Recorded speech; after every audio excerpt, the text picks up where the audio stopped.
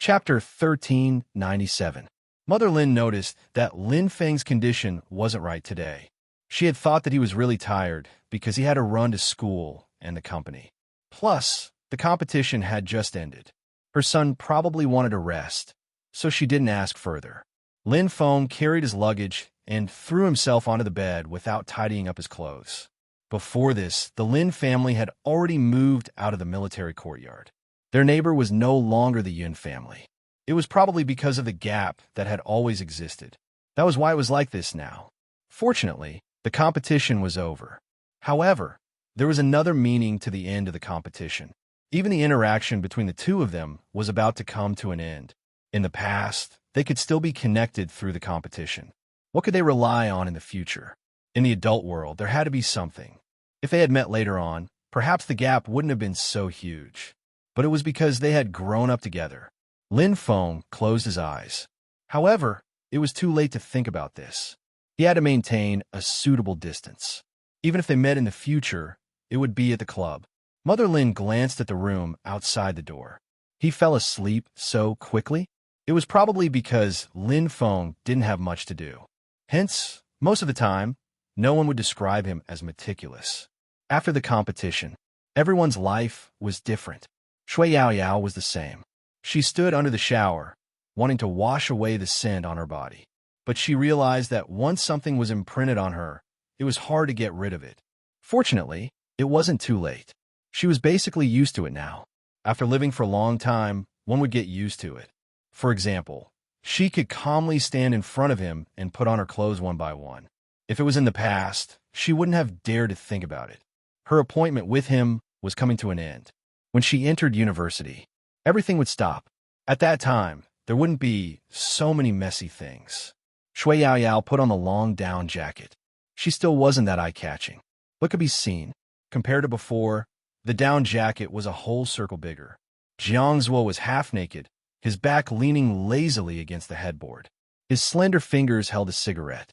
His expression couldn't be seen from this angle, but he could see her clearly. She had changed so much since he knew her. At that time, he had never even thought that she would lose weight one day. Furthermore, he had lost so much weight. Inexplicably, Jiangzuo felt frustrated, especially when he saw that she was still so empty after putting on the down jacket. He remembered that she only ate an apple for lunch. Was there a need for such a thing? After seeing that back view, Jiangzuo pressed the cigarette but into the ashtray, a faint smile in his voice. Do you intend to be like this forever? Shui Yaoyao stopped and turned around to look at him. Her eyes were filled with confusion. Thinness is beauty. Jiangzuo was a person that others couldn't see through. It was true in the past, and it was even more so now. Shui Yaoyao's expression was indifferent. She didn't seem to be targeting him. They seemed to be like this. They couldn't quarrel. When they saw each other, they were intimate. After the intimacy, they returned to their respective homes. There would even be a scene of siblings being courteous at the dinner table the next day. Recently, even his mother had become a lot happier. The atmosphere of the Jiang family had never been better. Chapter 1398. Oh no. Shui Yaoyao put on the hood of her down jacket. I'm leaving first. Wait for half an hour before you leave. It's safe this way, and Uncle Jiang won't think too much. Jiangzuo laughed, but there was no warmth in his eyes. You're different from before. You're really thoughtful now. Shui Yaoyao didn't study the meaning of his smile. She took the things. Be careful. The Jiang family needed them to be harmonious. This way, her mother's life would be much better. In reality, she didn't want to continue like this. After all, in some people's eyes, they would always be basking in the glory of the Jiang family. Shui Yaoyao didn't deny this. But she didn't play sports. Shui Yaoyao had heard the comments of people in his circle. Play sports? She's still playing at this age. Girls playing esports? Like the female casters? The last sentence was always a little flirtatious. In the entertainment empire, the Jiang family held many business gatherings. Jiangzuo didn't know why, but he suddenly figured it out. Shui Yaoyao had always understood that Uncle Jiang marrying her mother was just nostalgia. In his heart, he still liked the woman who had a similar voice and appearance to Jiangzuo. Jiang's had a good temper, and Uncle Jiang was happy all day. Even such business gatherings were mostly controlled by Jiang's. The people who came seemed to know her and her mother's identity. There was no disrespect. There was no respect. Of course, there was still some gossip. The daughters he knew, her classmates, would always say a few words when they saw her. Most of them were to wake her up, not to have wishful thinking and not to think that she could do anything just because she was close. Shui Yaoyao didn't speak. If she had a choice, she wouldn't want to return to the Jiang family. Compared to these occasions, she would rather stay in Uncle Yin's internet cafe. There was Coco, Feng Shang, and Uncle Yin's various instant noodles. It was a warmth that wasn't present in the Jiang family. Very few people cared about her studies, other than Coco, who would nod her head and say, "Really? Why is it so difficult? Are all the questions in the country so difficult? My head is about to explode." As a young master who grew up overseas, he wasn't used to the lessons in the country. Because of this, Coco even called his captain and asked pitifully if he could tutor him. As the student representative of a university, the captain had never been weak in science. "I only tutor my girlfriend." Almighty Qin's words completely froze Coco. Even now, Shui Yaoyao found the scene hilarious, because it was rare that Almighty Qin didn't hang up the phone. He added, "Also, don't always call to disturb my relationship. Can't you guys solve this kind of small matter yourselves?" After Coco was hung up on, he posted on Weibo, "Captain, have you ever considered the feelings of us single dogs? Why is the question so difficult?" Many people were comforting her at the foot of the stairs. But what was even more heart-wrenching was that most of the fans were asking, "How did you show off? Tell us about it." Coco finally caught him, and he started to complain about his captain's usual behavior. Because it was Weibo, Bojo would come and take a look as well. Chapter 1399. He said he's only tutoring his girlfriend and told me not to disturb his relationship with such a small matter. What? From the punctuation, Bojo could tell how Coco was feeling. She didn't bother reading the comments. Instead, she glanced sideways at the Almighty beside her. He must have noticed her gaze. Chinmo's hand paused at the red light. "What is it?" "Nothing." As a domineering CEO, she shouldn't expose the Almighty's intentions in front of others. After all, the Almighty could be shy. Once again, little Blackie understood his master's thoughts. He couldn't help shaking. It was puzzled. The devil had so many cars, but he didn't drive them. Why did he choose it? As a world-class smart sports car, little Blackie needed a companion to have a good chat with. Ever since it came to China, it realized a benefit. As long as it went online to complain, there would be people who would complain along with it. That was a good point. Little Blackie had already thought it through. Once they reached the destination, it would secretly log on to its own network and share its master's daily life with the netizens. Seriously, don't underestimate its account. A lot of people were already paying attention to the post it posted. Some were even asking if it had a follow-up post. "Are you hungry?" Qin and Mo stopped the car. The reason he asked was because she was whistling restlessly again. Bojo smiled. "A little, I'll get some." This was a good spot. There was a Burger King next door. Bojo wore a mask. She relied on her long legs and didn't take a detour. Instead, she used the stairs that were half the height of a human to climb over. Qin Mo frowned when he saw her from the car, but her actions were indeed handsome. The black coat carried the wind as it fell. The few girls who had just come out of the Burger King were staring at the youngster walking towards them. Long legs, slim waist, and silver hair with a mask. They couldn't help trying to guess her identity. Their first thought was that she was an internet celebrity, but she didn't look like one. After she entered, she took out her wallet and didn't remove her mask the entire time. Instead, she bought a bunch of things. From his voice, they couldn't tell which streamer he was. It's such a pity that such a big brother doesn't dabble in the internet. The girls still want to find some clues. The youngster had already bought the good stuff. With a takeaway paper bag in one hand and a cup of unsweetened coffee in the other, he walked over. They still couldn't tell who it was. She just felt that her side profile was enough to make one's imagination run wild. What would happen if he took off his mask? Bojo noticed that someone was looking at her. She didn't avoid it. Her eyes curved into a smile. In an instant. Then, He heard an awe sound behind him. Someone also took a photo and posted it on Weibo. Today I saw a young man with silver hair and a black mask. He climbed the stairs to buy a burger. Although I didn't see his face, I felt that he was very handsome. The words black mask and silver hair quickly caught everyone's attention. After all, he had left a message with Coco.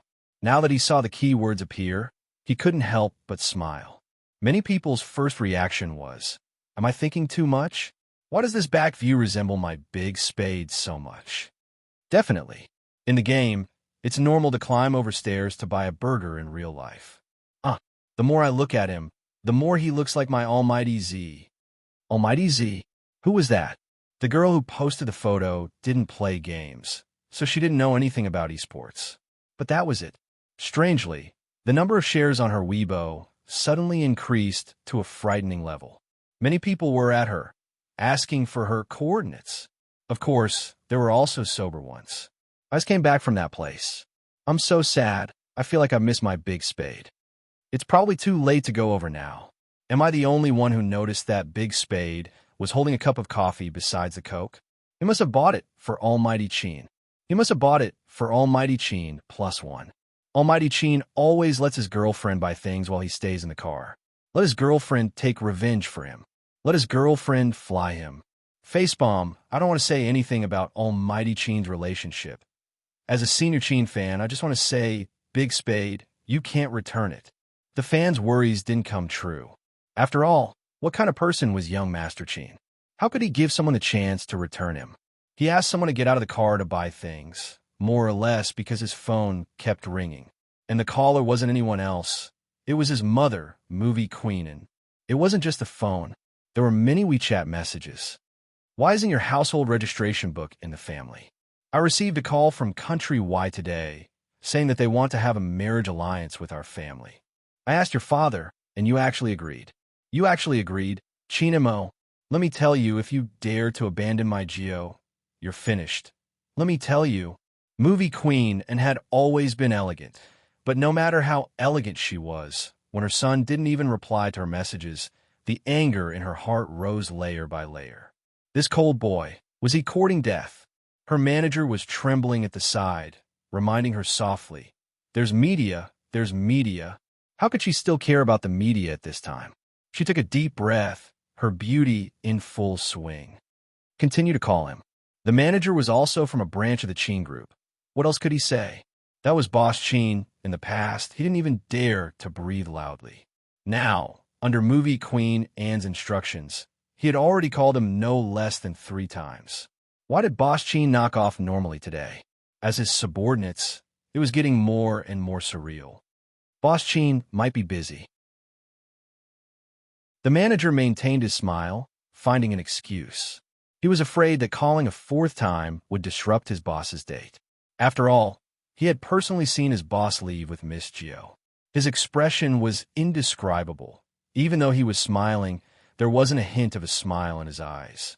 Not only that, but the most important thing was that he had specifically sent a message to them to inform them. In the future, he would remove some of the red tape in the company. For example, gifts, he hoped that there wouldn't be any more. 23333. He was obviously jealous. Movie Queen and didn't know what had happened before, but she had to clarify what a marriage alliance was. The other party was a family with ancient royal blood. Chapter 1400. Movie Queen and thought about it. Just then, the phone in her hand rang. The caller ID showed that it was the cold kid from her family who never picked up her calls. Movie Queen and raised her own son and was very familiar with his ways. She didn't appear to be in a hurry. Instead, she prepared to ask him slowly, "What do you intend to do?" "Madam, I don't understand you." Chinamo looked through the car window, his eyes landing on a figure not far away under the light. Just that one sentence. The elegant Movie Queen and adjusted her shawl. "Don't feign ignorance. Your grandfather said that someone came for a social gathering, and you agreed." Chinamo was nonchalant, calculating the time a certain someone would be back. MH. Which family son was like this? Just an MMH? Movie Queen and really wanted to call her husband. Chinamo seemed to have guessed his mother's thoughts. Before you complain to my dad, you can ask grandfather which family is the one hosting the event. Why didn't I ask? He said it was an ethnic Chinese who left China before the founding of the country. He has an ancient noble bloodline from country Y. The more movie queen spoke, the more her imagination ran wild. You bunch of capitalists, socializing for the sake of profits. Chin Mo knew that his mother had shifted her resentment towards his father onto him. You didn't investigate carefully. You can ask grandfather, and you will know why I agreed. Movie queen narrowed her eyes, changing the topic immediately. Why don't we have your household register at home? I gave it to your little male, almighty, Chinamo said casually. Movie queen thought for a moment, going straight to the point. What does giving the household register have to do with the socialization? Your little male, almighty, needs a hint before he acts. Chinamo didn't deny it, revealing more information.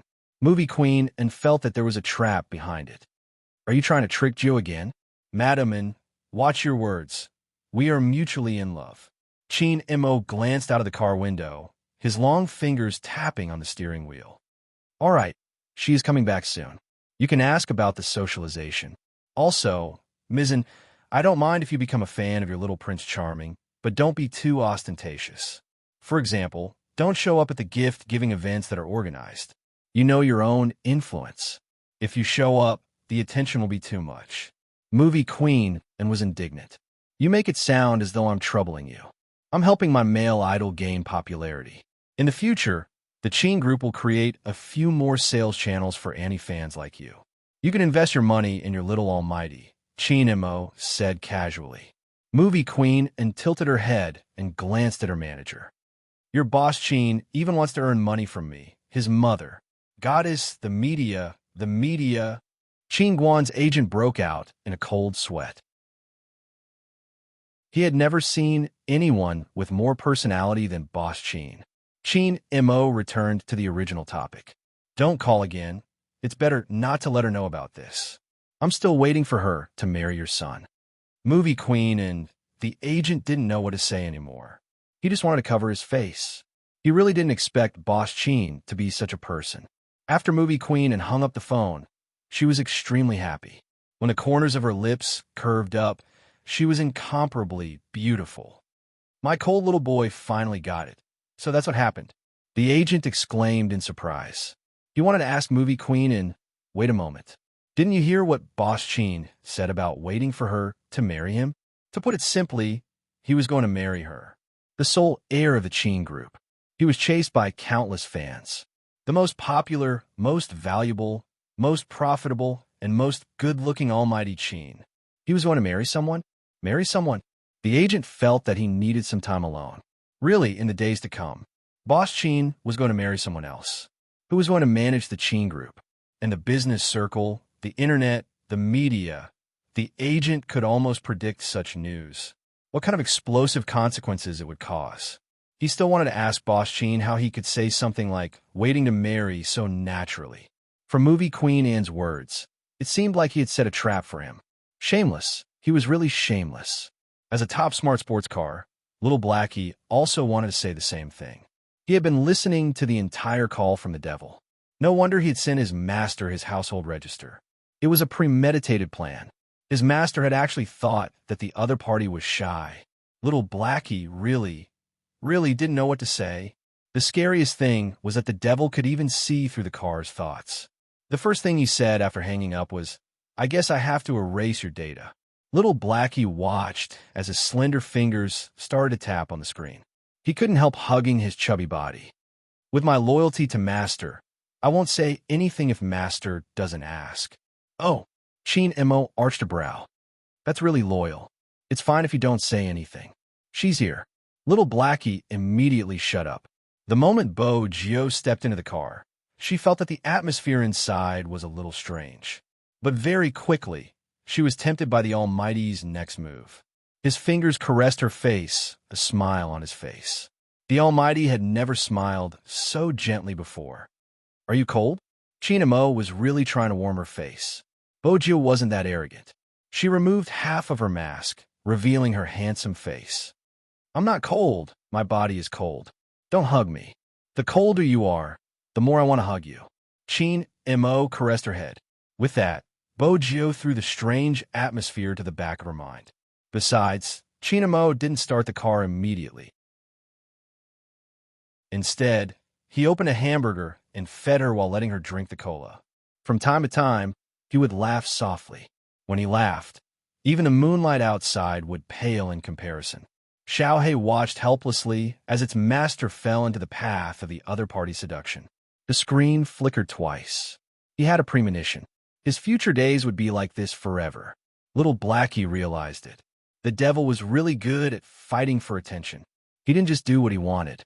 Another point was that whatever its owner liked, it would come up with its own set.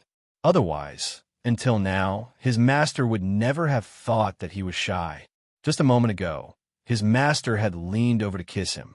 He used a chicken wing to block his master's mouth. Then he smiled and landed on his master's forehead. Eat properly. A little vixen playing hard to get. No wonder his master, who was so smart, fell into his hands. This devil, little Blackie, hadn't finished complaining. He glanced at the rearview mirror again. That was terrifying. Chin Mo retracted his gaze when he saw that the car was obedient. He used a tissue to wipe the corner of her mouth. No matter how he looked at her, she was still the most pleasing to the eye. Bojo didn't know that she had understood the Almighty's point without doing anything. She was kissed again. She was elated. There was something else she was happy about. She had received a message when she was buying the hamburger. Grandfather Butler had sent her the message. The content was simple. Everything is ready. I'm now proposing marriage to the Yin family.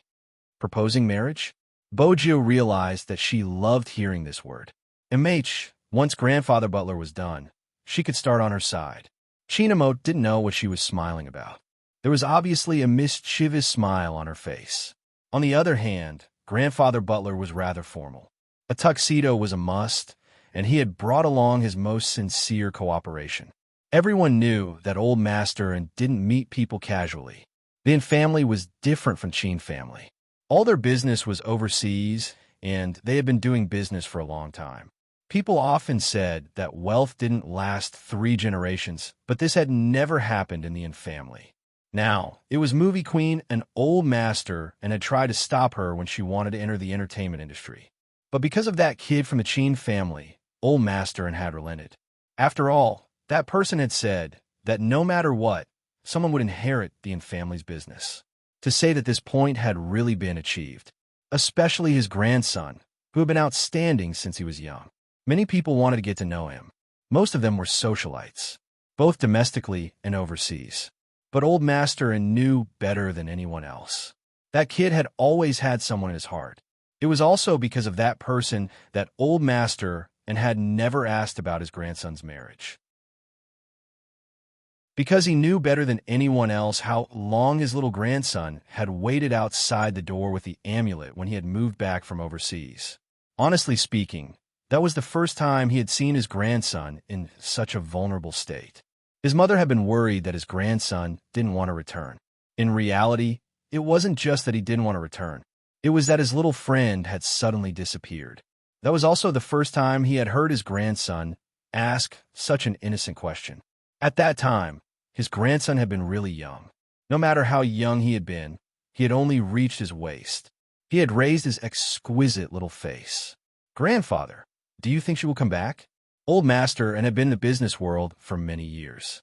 With one look, he could tell that the family next door wouldn't be coming back. Everything had been moved away. It was as though she had never lived here before. The connection had been cut off so suddenly. Something must have happened. Old Master knew it clearly. But he still told his equally rational grandson a small lie. She likes you, so she will definitely come back. But I quarreled with her. The little grandson was like a little prince. He stood under the moonlight, still wearing that little suit. When he pouted, his eyes were a little red. She is so stupid, she doesn't even know how to use the blanket at night. She always likes to climb over the wall. When she plays games, she doesn't care about anything else. She doesn't even know how to roll up her sleeves when she brushes her teeth. At that moment, Old Master finally understood. The child next door. What exactly did she mean to his grandson? That grandson of his was very cold to everyone. He had never liked to talk since he was young. But he had said so much in one go. With every sentence he said, the emotions in his eyes deepened. Old Master and couldn't bear to do that. But the Bow family had a special identity, and many things couldn't be controlled. Originally, at the start, he had thought that the child would forget after a month. But looking at his grandson who wasn't even willing to eat, Old Master and had been really anxious. It was impossible to contact the Bow family. Hence, he had brought his grandson back to the country. He wanted to leave that place with memories. It would definitely be better for his grandson. But still, there was nothing. At that time, his grandson seemed to have been completely plated. He had become normal. Perhaps it was obvious that the gap between him and his peers was getting bigger and bigger. Very few people had seen him smile again. His personality became more and more indifferent. He didn't even have a little willfulness anymore. Old Master and had always felt guilty about this. If he hadn't brought his grandson overseas, this situation wouldn't have happened. Just like that, 1 year passed. 2 years passed. Old Master and had thought that time was enough. When people came to befriend him, he would see if there were any cute children of the same age. That way, his grandson might get better. But very quickly, he also realized that no matter how cute the children were, his grandchildren were all the same. He didn't have those people in his eyes, except for those 2 or 3 of his good buddies. When little girls came, he wouldn't even lift his eyes. At that time, there were tomboys who liked to climb over the wall. The girls raised in the military compound were more or less tougher than the girls outside. But his grandson was still indifferent. Maybe he thought he was indifferent. Grandpa clearly remembered what his grandson had said before he went to bed that day. "Grandpa, don't worry. She never climbs over the wall like this. I'm always worried that she'll fall off the wall, but she doesn't worry and doesn't look at anyone. You said that she likes me so much, so she'll definitely come back. I'm still waiting." Old Master and had never thought that a boy who wasn't even 10 years old would say such a thing. He didn't sleep for the entire night. When he woke up the next day, during breakfast, he treated his grandson the way he would treat an adult. Because Old Master knew that he couldn't treat his grandson, who had a heaven-defying IQ and EQ like a child. Many things are complicated. Sometimes, our wishes might not come true. You and Gio are too young. If she doesn't come back, you can't keep waiting, right? He looked up from the dining table. His little face didn't have any edges yet, but he vaguely looked like a man. "If she doesn't come back, I'll look for her. It's not a big deal. If I can't find her in a year, I'll look for her for 2 years. If I can't find her in 2 years, I'll look for her for 3 years. After a long time, I will find her. If I really can't find her, I'll stand in the most dazzling place for her to see. I taught her the Chinese characters. She can't just eat them." Old Master didn't say, "What if she forgot about you?" But what happened next was beyond his expectations. It wasn't that she forgot about him. It was that his grandson forgot about the person he had been looking for. Every time Old Master thought of this, his heart would feel terrible. He couldn't help but feel terrible. He forgot about the person he liked so much. How would his grandson feel? This thought made him unable to sleep. Now, he actually saw a certain symbol again.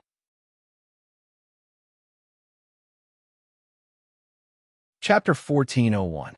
3 years after the Bow family had moved away, they had met before. He was a qualified butler. He was definitely first class in terms of etiquette. The old man with foreign blood took off the gentleman's hat on his head. He was dressed in a well-ironed suit and bowed in a standard manner. "Mr. N, we meet again after so many years. You are still as elegant as before." "Eric." Old Master could almost call out his name at a glance. The assistant standing at the side had never seen his chairman like this. It was obvious that Old Master was emotional. His hand that was holding onto the dragon head walking stick was trembling. "You're still here. Not only am I still here, but young Lord is also here." He smiled very sincerely. One could see the feelings in it. It was as if they had met good friends. The assistant watched as the butler, who seemed to have walked out from the 19th century, walked to the chairman's side. "To be honest, Mr. N, I came this time to help our young lord with something." Although Grandfather Butler did not have Chinese blood, when he spoke in Mandarin, his pronunciation was very good. It was just a little exotic. When young Lord was young, she was taken care of by Mr. N's family, especially young Master Chin. Young Lord has always remembered how well he treated Young Lord. Although I haven't seen it with my own eyes, ever since Young Lord moved away, almost all the topics were about young Master Cheen. Now that they have grown up and are together again, I wonder if Mr. N's words from back then still count. The two families are on good terms. You are the one who wants to propose. Previously, Old Master N had only received a visit letter. He didn't know who the person was. He had wanted to ignore it. But when he thought about it, how could such a thing happen? Which family would mention the N family when proposing? They had mentioned his grandson. This was something that only a bear's heart and leopard's gall would do. But what Old Master N didn't expect was that his grandson had actually agreed to it after hearing about it. Agreed? This wasn't like him at all. In the past, he had always been indifferent when someone brought up this matter. Not to mention agreeing. As smart as Old Master N was, he immediately thought of something. His grandson knew the person who had written the visit letter. Otherwise, when he had received his grandson's call and asked him to come over to explain this matter, there wouldn't have been a smile in his voice. He still remembered his grandson's reaction when he heard the news. Really? He came to propose. Then he kept laughing. He kept laughing. It was so funny that even he, the grandfather, found it interesting. Hey kid, are you feeling so good? At that time, his business partner was standing next to him and looking at him. Grandpa N's face was both helpless and happy. It had been a long time since he had seen his grandson like this. Just like a little kid. Yes, it's very beautiful. Grandfather, please agree for me. I'll be back soon. It was in the afternoon. It was already nighttime. The person who proposed marriage had arrived and revealed his true colors. However, Old Master N could never have imagined that it would be an old acquaintance. At this moment, he immediately understood. No wonder his grandson was so happy. When he picked up the call, he could clearly hear the faint smile on the other end of the line. So was her. In that case, Grandpa N seemed to have thought of something, and his eyes suddenly reddened. My grandson's memory has returned, right? Along with his childhood memories. Grandpa N had always been a person who could control his emotions. But at this moment, he seemed to be completely unable to control himself. It was an indescribable feeling. His throat was blocked, and he couldn't say a word. Grandpa N could only use a light cough to relieve himself. It's really great. Yes, it's great. Perhaps only those who knew what the two children had experienced would sigh like this. The old butler smiled. Our young master values young Master Cheen too much. This time, she insisted on following young Master Cheen when he went to carry out his mission. After bringing young Master Cheen back with injuries, she even hid him at home. You know, she has always treated young Master Cheen like a treasure. I don't know what kind of agreement she made with them, but she just wants to keep young Master Cheen. When Grandpa N heard this, a myriad of thoughts ran through his mind. So it was that child who brought him back. His grandson's mission had always been confidential. Even his powerful and influential grandfather didn't know about it. But the higher the level, the more dangerous it was. He also had business friends in the Golden Triangle who told him roughly what had happened. Grandpa N couldn't sleep for many days. He was afraid that his grandson had been among the flames that had exploded in the river back then. Later, when he couldn't contact his grandson no matter what, there was news from that side. It said that Immerse's emotions were very unstable. With the hypnosis activated, there was a high chance that he would become an internationally wanted criminal. He was as smart as he was dangerous. When Grandpa N heard the news, his heart was filled with bitterness. He was such an outstanding grandson.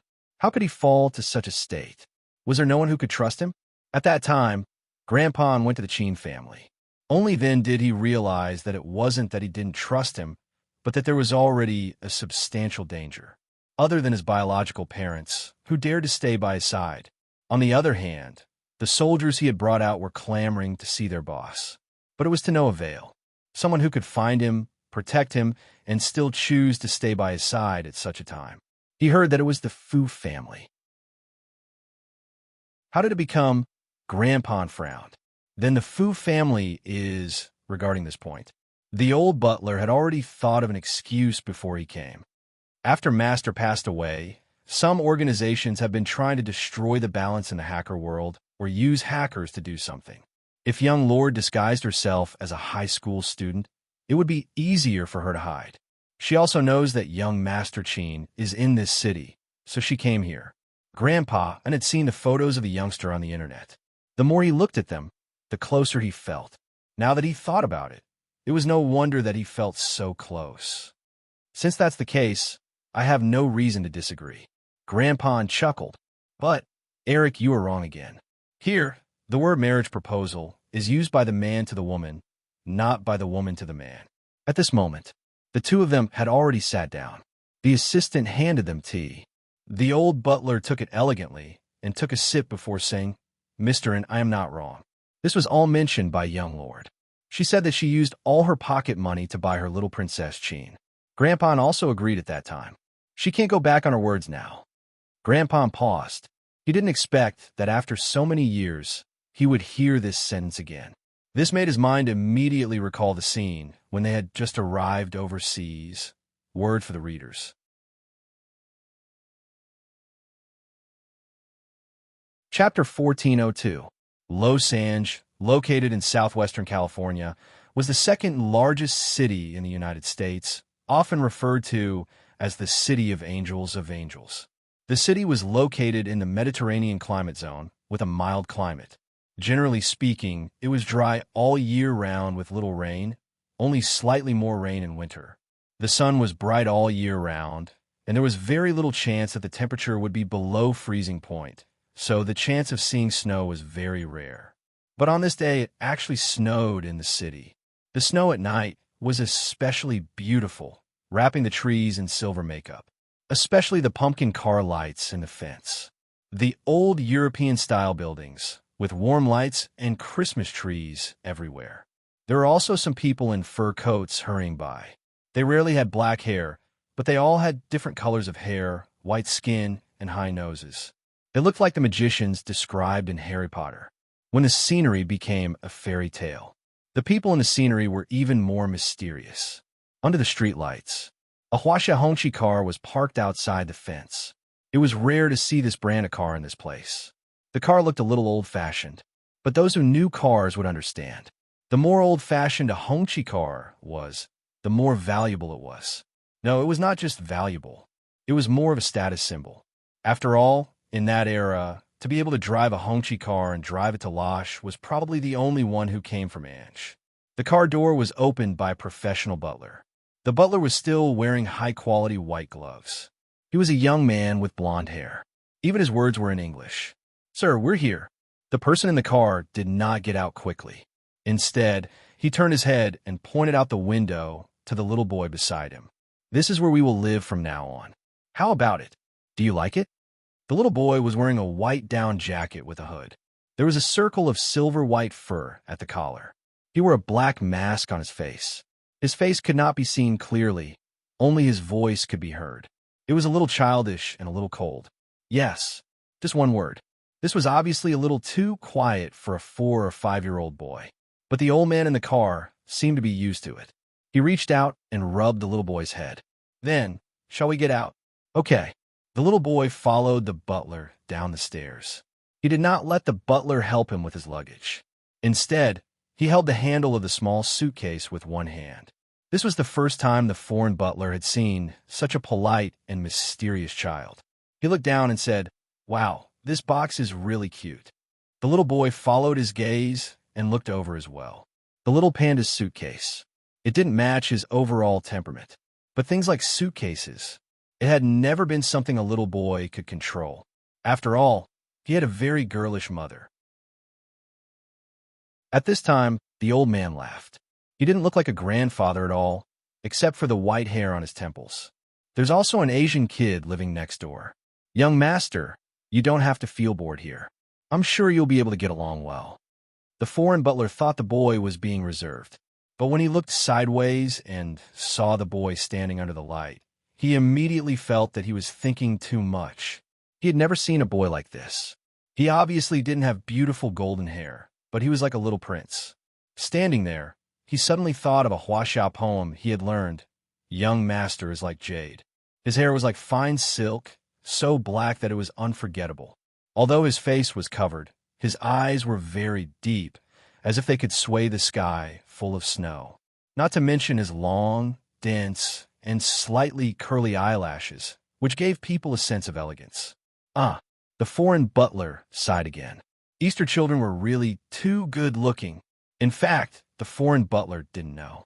He wasn't the only one who was addicted to this beauty. There was also someone who was studying her little keyboard. On this day, someone wanted to go out and play. But after thinking about it, there was nothing fun outside. It wasn't as fun as taking things apart. After all, she had beaten up all the children nearby.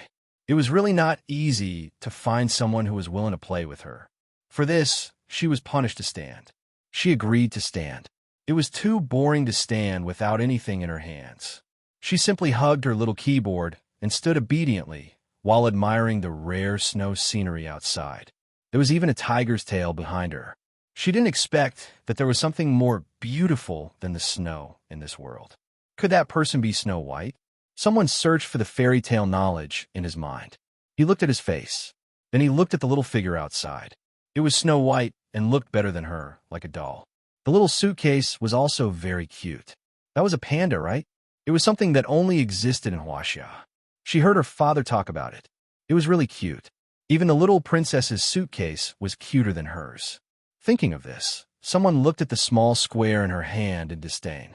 Well, it couldn't compare at all. The little boy standing in the snow still didn't know that he was being targeted and that the other party treated him as a princess. The word princess, to explain it in depth, was to treat him as a woman. The old man was probably afraid that the little boy wouldn't be used to it, so he took a step forward and patted his shoulder. Immerse, your parents will take you back soon. And he also said that there is an Asian child next door. He is from Grandpa's friend's house. You don't need to be shy. That child will definitely get along well with you. Okay. When the little boy lowered his head, his eyelashes fell, forming a shadow. The old man couldn't understand his grandson's emotions. After all, this child had been like this since he was young. It was too worrisome. Go in. He was a little boy after all. He still let people hold his hand. But the little boy's eyes were still dark and calm. One hand was held by his grandfather, and the other hand was pulling the suitcase. They walked into the yard where they were about to start a new life. There was a strong American style everywhere. Ordinary children might like it very much, but the little boy was as usual and didn't show any expression of surprise. Even the pumpkin lantern car and cake in the yard didn't arouse his interest. The old man thought that it would be better to wait until tomorrow. He heard that the child next door was very lively. He hoped that he could inspire his grandson.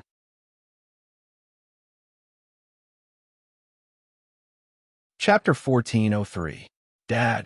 This was the first time a certain someone called him. The man who was curled up on the sofa with a comic book covering his face ignored her. A certain someone ran over, stood still, and flipped open the comic book. Mr. Bo, I need to tell you something. What is it? The man yawned lazily. He didn't look like a father at all. Did you break someone's glass or bully a child to tears? Little Bo Gio, I've told you many times, you have to be serious.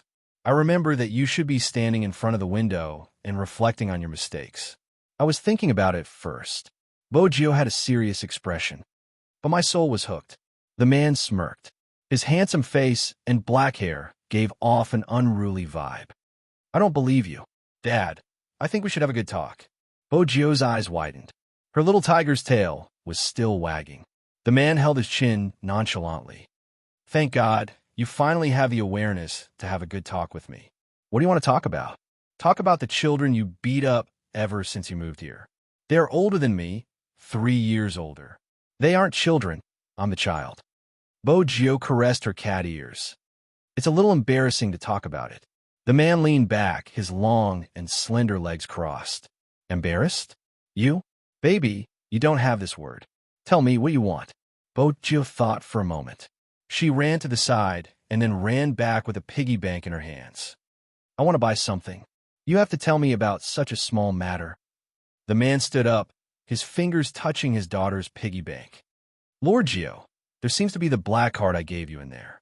When did his daughter become so generous? Bo Gio's little face was serious. It's expensive, although she wasn't sure how much it was worth. But it looked quite expensive. Bo Gio glanced at the room next door. It was a pity that the little princess hadn't come out after entering. When the man heard this, the corners of his mouth curled up into a smile. Perhaps it was because he was too handsome and had a kind of evil aura. Even though he was wearing a white shirt, he still gave off a beautiful impact. You can ask your mother about this. I can't decide the family's money. Don't forget, I'm a man who lives off a woman. Sometimes, little Bo Gio admired her father. In front of her mother, he was like a little puppy.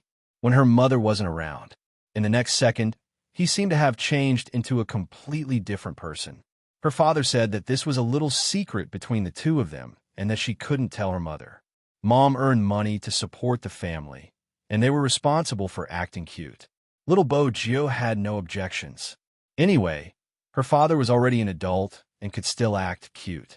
She was a 5-year-old child, so it was not a big deal for her to wear tiger pajamas. When is Mom coming back today? When Bo Gio asked, she poked her face. It was a little itchy.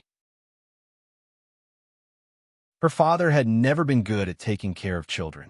When he heard his daughter's question, his handsome face was filled with resentment. 11 p.m. Let's cook ourselves. Come, Lord Gio, let's play a game.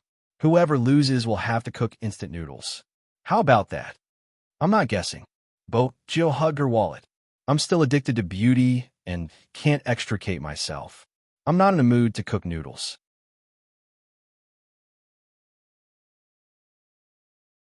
Chapter 1404. Little Bo Gio ignored her father. She wasn't in the mood to eat, especially when she heard that her mother wasn't coming back. In the end, the man stood up and stood in front of the floor-to-ceiling window. He glanced at the building outside and saw that the lights were on. He smiled. Lord Gio, dinner is settled. Your noodles taste terrible. I don't want to eat it. Bo Gio wasn't interested. The man stretched out his long legs and blocked his daughter's path. I'm not cooking. Bring the fruit platter on the table. We'll be guests next door and freeload. Next door? Bo Gio's eyes lit up when she heard this word. She quickly placed the fruits into the box. It wasn't right to give a fruit platter as a display gift. Even though her father was still smiling and emphasizing, that's a friend of mine who came from China despite the age gap. Bo Gio was still angry. That was the little princess's house. How about you just freeload? Why are you walking by yourself? The man had quit smoking ever since he had his daughter. He was wearing a mask and a black down jacket. He was so young and handsome that people would think he was a big brother. Come over and carry me? Bo Gio held the piggy bank in one hand and the fruit platter in the other. She looked him up and down and said seriously, I want to walk by myself. I want to give a new neighbor a good impression of being sensible and obedient. Our Lord Gio has really grown up. The man smiled again and put his hand back into his pocket. He strolled behind the little tiger, giving off an indifferent feeling. The tall and short pair seemed to have walked out of a British comic. They didn't seem like people from real life. He could faintly hear the conversation between the two of them. When your mom comes back, don't tell her that we're freeloading next door. Why? Mom will be happy if she knows that someone from the same hometown is here. Why? I can't even cook instant noodles. Don't I care about my reputation? MMH? Mr. Bo, it's embarrassing enough that you're living off a woman. You think I won't beat you up just because you're young and a girl? Yes. Bo Gio wagged her little tiger tail. Mr. Bo looked at the mop and raised one hand. His voice was lazy and his side profile was very handsome in the snow. TSK, TSK. Little girl, your skin is a little thick. It's hereditary. Bo Gio turned with a serious expression. I inherited it from you. Mr. Bo didn't think much of it. That's why you're doing so well. All right, I'm going to press the doorbell. Please remember your persona. A conversation between father and daughter. He didn't expect to be overheard. The one who heard the conversation was the little boy who had brought the sled in from the side door. It was too cold outside, but he didn't wear a jacket. It was probably just a casual action.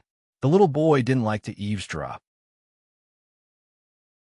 Rather than saying that he didn't like it, it would be more accurate to say that he didn't care what others said. Even so, he paused for a moment as he picked up the sled. After all, the conversation between the father and daughter was different from ordinary people. The little boy had never interacted with a father and daughter like this before, so he couldn't help but raise his eyes and glance at them. But it was only a matter of a glance. Very quickly, he closed the door.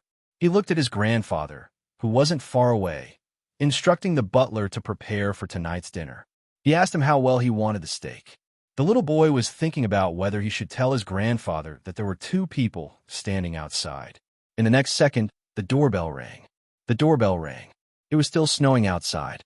Old Master was still wondering who would come at this time. The butler had already walked over. "Sir, do you want to open the door?" Old Master nodded. The butler walked over and pulled open the silver door handle with his slender fingers. Big snowflakes poured in along with the whistling north wind. An adult and a child appeared outside the door, just like that. It was probably because the pajamas the little one was wearing were too eye-catching. Old Master saw a little tiger at first glance. Her pure black eyes were filled with intelligence as she looked inside. Her ears drooped down like a curly-eared cat. She was cute and handsome, not to mention the slender man standing behind her. There was a faint smile on his lips. Against the moonlight, he didn't look old at all. He was as bright as the stars, but with a hint of evil. "Mr. Andre, long time no see." Old Master Anne's eyes lit up. "Brother Beau, come in, come in." Little Beau Gio's eyes started to turn as she listened to the adult's greetings. Where's her little princess? Why didn't she see him? Just as she was thinking about this, Old Master spoke. Old Master said, "Mo, come over and take a look at your little friend." Mo, this was the second mistake. The smart little Beau Gio thought that little princesses were usually very shy, so they were given a name like Mo. Hence, she was even more certain that the person she saw outside the window was a girl. Little Beau Gio was so confident that she confirmed the gender of her little princess. It wasn't a fantasy at all. When she saw the figure walking towards her again, she was even more confident. The other party was wearing small panda slippers, but his pants were tight, sticking to his slender and straight calves. It was very pleasing to the eye. Moreover, he had taken off his jacket. The bright red sweater inside was like the maple leaves she had seen before. However, his skin was like the white snow that had just fallen outside. His eyes were as bright as the stars, and his eyelashes were so long that even though they were so far away, the length of his pure black hair could still be seen clearly. He stood there, his black hair like splashed ink. The noble aura that came along with it reappeared in Beau Gio's eyes. The north wind blew again, responding to the bonfire inside the house and the Christmas tree outside the house. Snowflakes floated over, and one of them landed on the boy's shoulder. He tilted his head and blew it gently before looking over politely. She didn't know why, but little Beau Gio felt that his gaze was too cold. However, this coldness didn't dampen little Beau Gio's enthusiasm. The fairy tale books said that there were many types of princesses. The one she met today definitely looked cold, but in reality, she was easily shy. She had to control herself later. She couldn't be too frivolous. She couldn't beat William like she did previously. She had to be patient with the little princess and speak in a gentle voice. Since she had brought her piggy bank back, she felt more confident. Anyway, she didn't want to scare him away. She had never felt that there was anyone who looked so good, the one in front of her. She wanted to bring him home as a pet. However, her dad had once said that if she saw something she liked, she had to buy it home. She couldn't take it for free. It was the same on the internet. Hence, little Beau Gio's first reaction when she saw the little princess was to hug her piggy bank.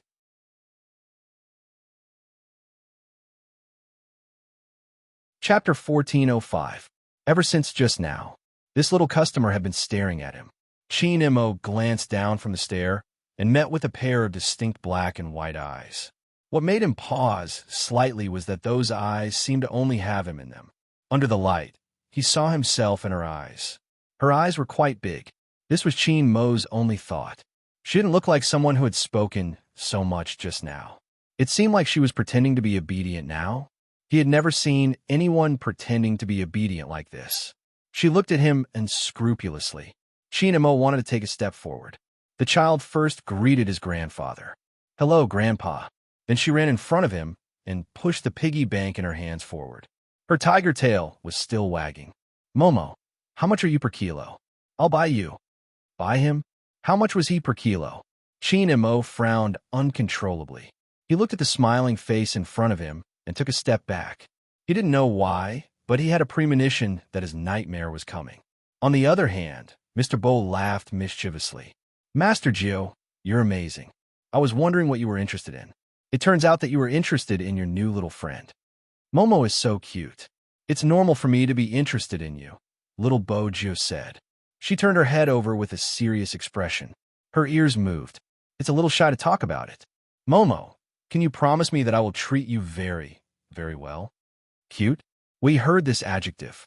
Chin Mo's little face turned slightly cold. Did this fellow misunderstand something? Cute, huh? Grandpa laughed loudly. This is the first time I heard someone say that my MO is cute. Little Bo Geo widened her clear eyes. Didn't anyone say that in the past? That's strange. A little princess like Momo would definitely be liked by many people. Little princess? Chin Mo couldn't help but speak. At that time, he was still young, and his voice wasn't as threatening as it was now. It even had the childish voice of a 5-year-old. Even though it was cold, it wasn't as imposing as before. Grandpa was stunned for a moment before he laughed even louder. Even though he knew that his grandson was outstanding, this was the first time he was treated like a little girl by a little friend. The man had a rough idea of what his daughter had done. He laughed sinisterly. It seems like our Master Geo really likes Mo very. After little Bo Geo said this word, to show her seriousness, she looked straight at Chin Mo's face. Words for the readers. New book introduction. 3 years ago, the Supreme Alliance disintegrated. The gaming genius, Mo Bei, went into hiding. 3 years later, she disguised herself as a man and returned with her name hidden. She went from being spurned to ascending the altar again, causing the whole nation to be excited. He was handsome and had countless fans. Everyone in the esports circle knew him.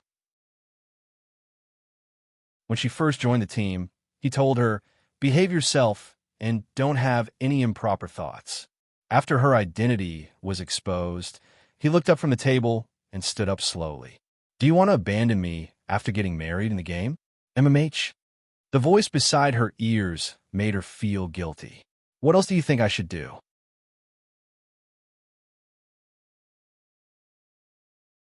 Chapter 1406. Chin Mo told himself not to be calculative with someone younger than him. He took a deep breath, lifted his legs, and was about to walk to the dining table. Who knew that the person with the big eyes would suddenly pounce on him? Before Chin Mo could react, he was pushed to the ground by her.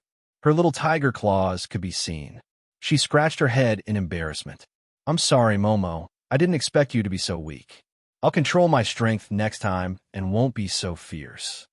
"Who told you about controlling your strength and being weak?" "Him?" This time, Chin Mo didn't even want to breathe. But this person was like a little heater, making him want to pull her collar and throw her out. But she was too young. Her eyes were so big that it was annoying. "Get up." His tone was cold. Bo Geo tilted her head, her tiger tail wagging. "Okay." She was very obedient. This made Old Master laugh even more heartily. But he couldn't be too enthusiastic. His grandson couldn't stand it. Old Master pulled the little tiger to the side. "Come, Geo, sit down and eat something." With the beauty in front of her, Bo Geo had forgotten that she and her father were here for a free meal. But after Old Master An's words, she remembered the purpose of their visit. She wagged her tiger tail and sat down with Old Master An. Her father had once said that Chinese people got to know each other at the dining table. After the meal, Momo wouldn't be as shy as she was now. Chin Mo saw her round eyes staring at him. He tidied his clothes and sat down in front of the dining table according to basic etiquette. He thought that after the meal, he wouldn't have to see this little tiger that affected his emotions. But the moment he sat down, the little tiger used her 2 small hands to move the chair towards him. Then she sat back down. "Let's be closer. We can have a private conversation." Chin Mo's side profile was cold. He was naturally arrogant, like a little prince. He didn't want to speak. Bo Geo tilted her head. "Momo, did I tell you that you're very pretty? You're the first. Every word you say makes me want to throw you out." Bo Geo's eyes lit up. "I have good taste." Chin Mo smirked. He had changed his mind. This little tiger really needed a beating. "Yes, you have good taste." Chin Mo couldn't even tell if it was a man or a woman. He held the knife in his hand, and when he cut the steak, he used his strength subtly. On the surface, he looked noble and polite. Bojo didn't realize what she was thinking and continued to drink the water happily.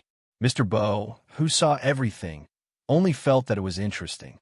He didn't intend to expose her. Instead, he picked up the wine glass in his hand and shook it twice. His movements were casual and elegant, making him look like a character that only appeared in movies. He had only taken one bite of the steak. Then, the phone beside him rang.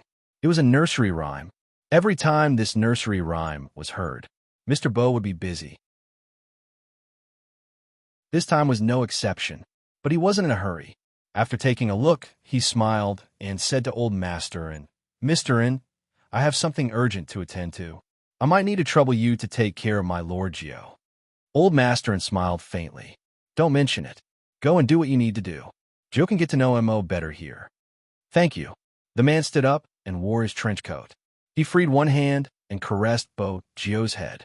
His back view as he walked out was completely different from when he came. At this moment, he seemed to be able to blend perfectly into the night.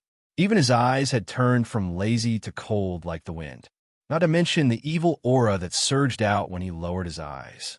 Bo Gio watched him leave and then retracted her gaze. Unexpectedly, she was a little listless. This wasn't within Chin Mo's expectations. He realized that he didn't like the way the little tiger drooped her ears. Old Master noticed it too. He smiled and said, "Gio, don't be restrained.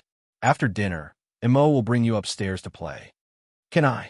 The little tiger perked up again.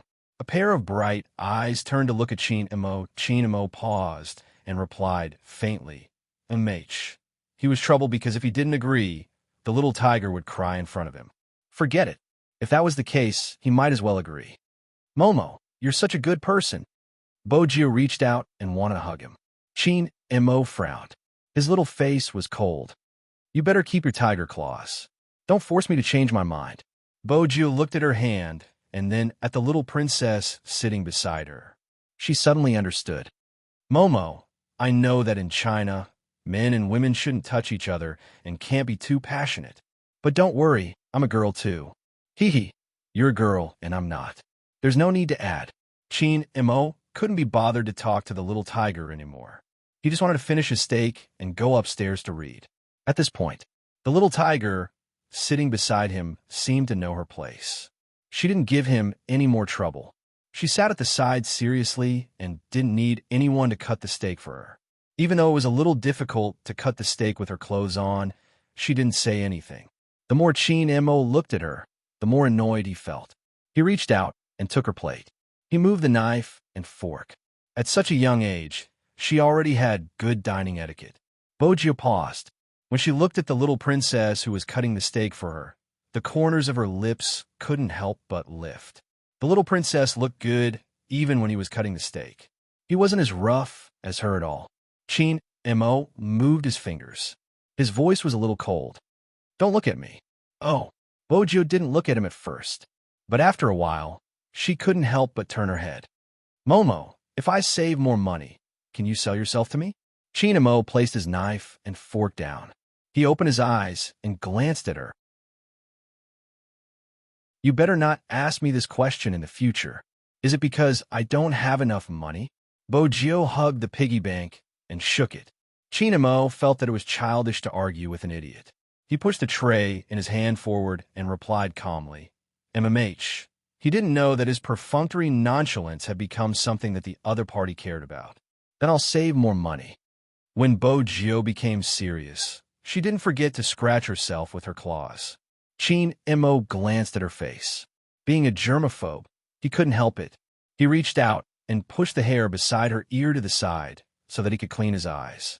He told himself that today was the only day. Once today was over.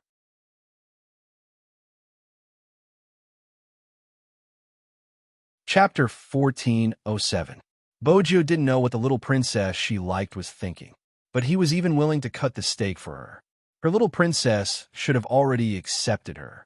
This was a good thing for Bo Gio. In the past, too many people were frightened by her rudeness. The little princess was good. She didn't care about this at all. Actually, Bo Gio probably couldn't understand what Chin Mo was concerned about. The steak was delicious. It was much better than instant noodles. Bo Gio wore a small scarf as she ate. She had a carefree elegance that other children didn't have. Even though it was difficult to cut the steak, she still had manners when it came to the dining table, especially when it came to waiting for the elders. It was the same as Chin and Mo. Both of them waited for Old Master to eat first before they started eating. When they put down the knife and fork, the elders would put it down first. Because of this, Grandpa liked the little tiger in front of him very much. Moreover, the way she ate, her cheeks were puffed up, giving him a sense of accomplishment when he fed her. She was a completely different type from his grandson. Chin and Mo watched from the side as the person ate until her stomach was full. He calmly drank a mouthful of water. She was indeed here to freeload.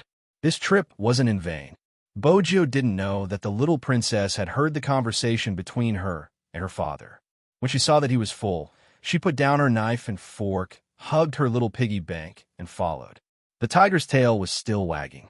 Old Master watched this scene and felt gratified. His daughter was in the career stage, and his son-in-law was in the military. It was indeed beneficial for his grandson to follow him out. But at the same time, he was always worried that his childhood would be incomplete. Now, it seemed like there was a little tiger accompanying him in a foreign country. Perhaps it would more or less ease his mind, even though his grandson had a look of resistance on his face. But resisting was better than not saying anything at all. But that little tiger was interesting. Why did she treat his grandson as a girl? Old Master laughed again. He was probably too happy. Even when he went to the study for a video conference, he asked the butler to open a bottle of red wine. On the other side, little Bojo was walking up the stairs. She took the opportunity to observe the surrounding terrain and instantly felt elated. Momo, our windows are facing each other. My room is opposite you. Chin and Mo glanced at her and said, "Don't touch anything. You can eat the snacks on the table, but don't disturb my reading." Under normal circumstances, according to the other party's personality, he was certain that he would not be able to meet these requirements. When he opened a book and read for half an hour, he was about to pour himself a glass of water.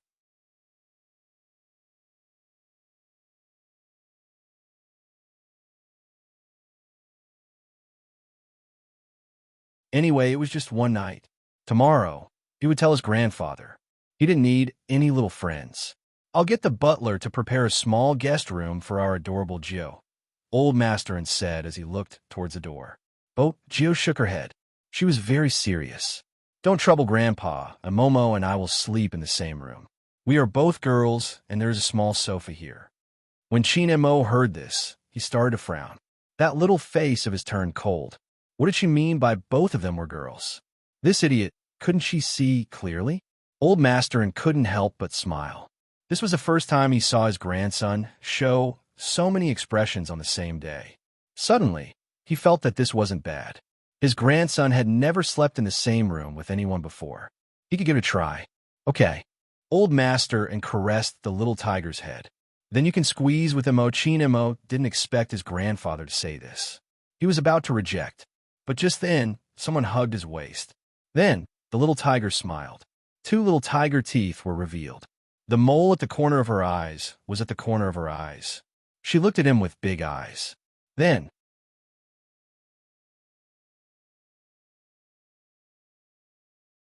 Chapter 1408. The little Chin and Mo froze. When the side of his face touched the softness, he even forgot to push the little tiger away. His nose was filled with the scent of milk and candy. His eyes slowly widened. He didn't seem to want to accept this scene, but he couldn't stop it. His fingers froze. Old Master froze when he saw his grandson's expression. Then, he couldn't help but laugh. The little tiger was really daring, kissing him as soon as she came up. Speaking of which, this was the first time his grandson was kissed.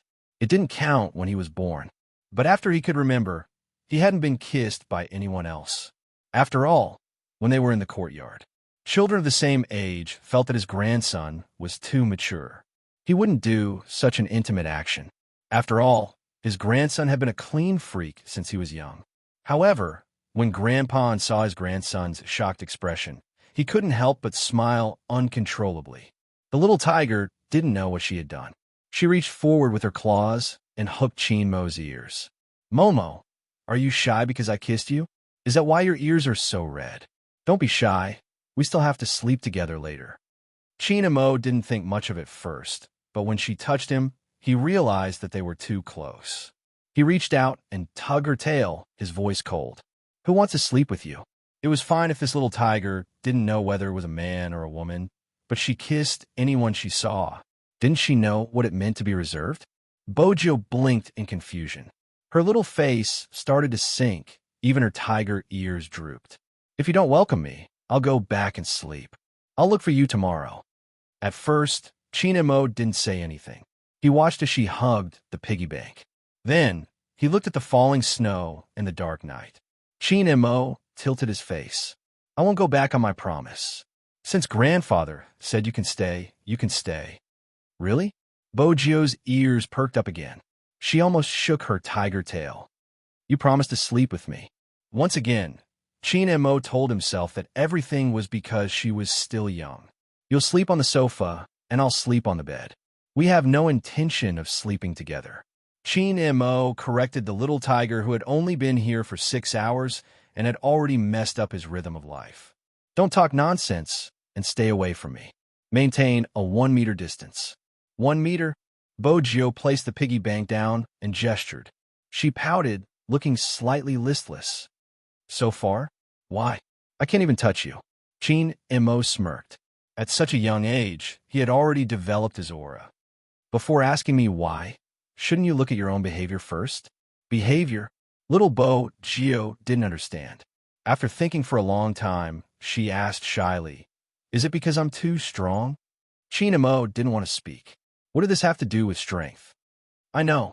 The fairy tales say that princesses are all made of water.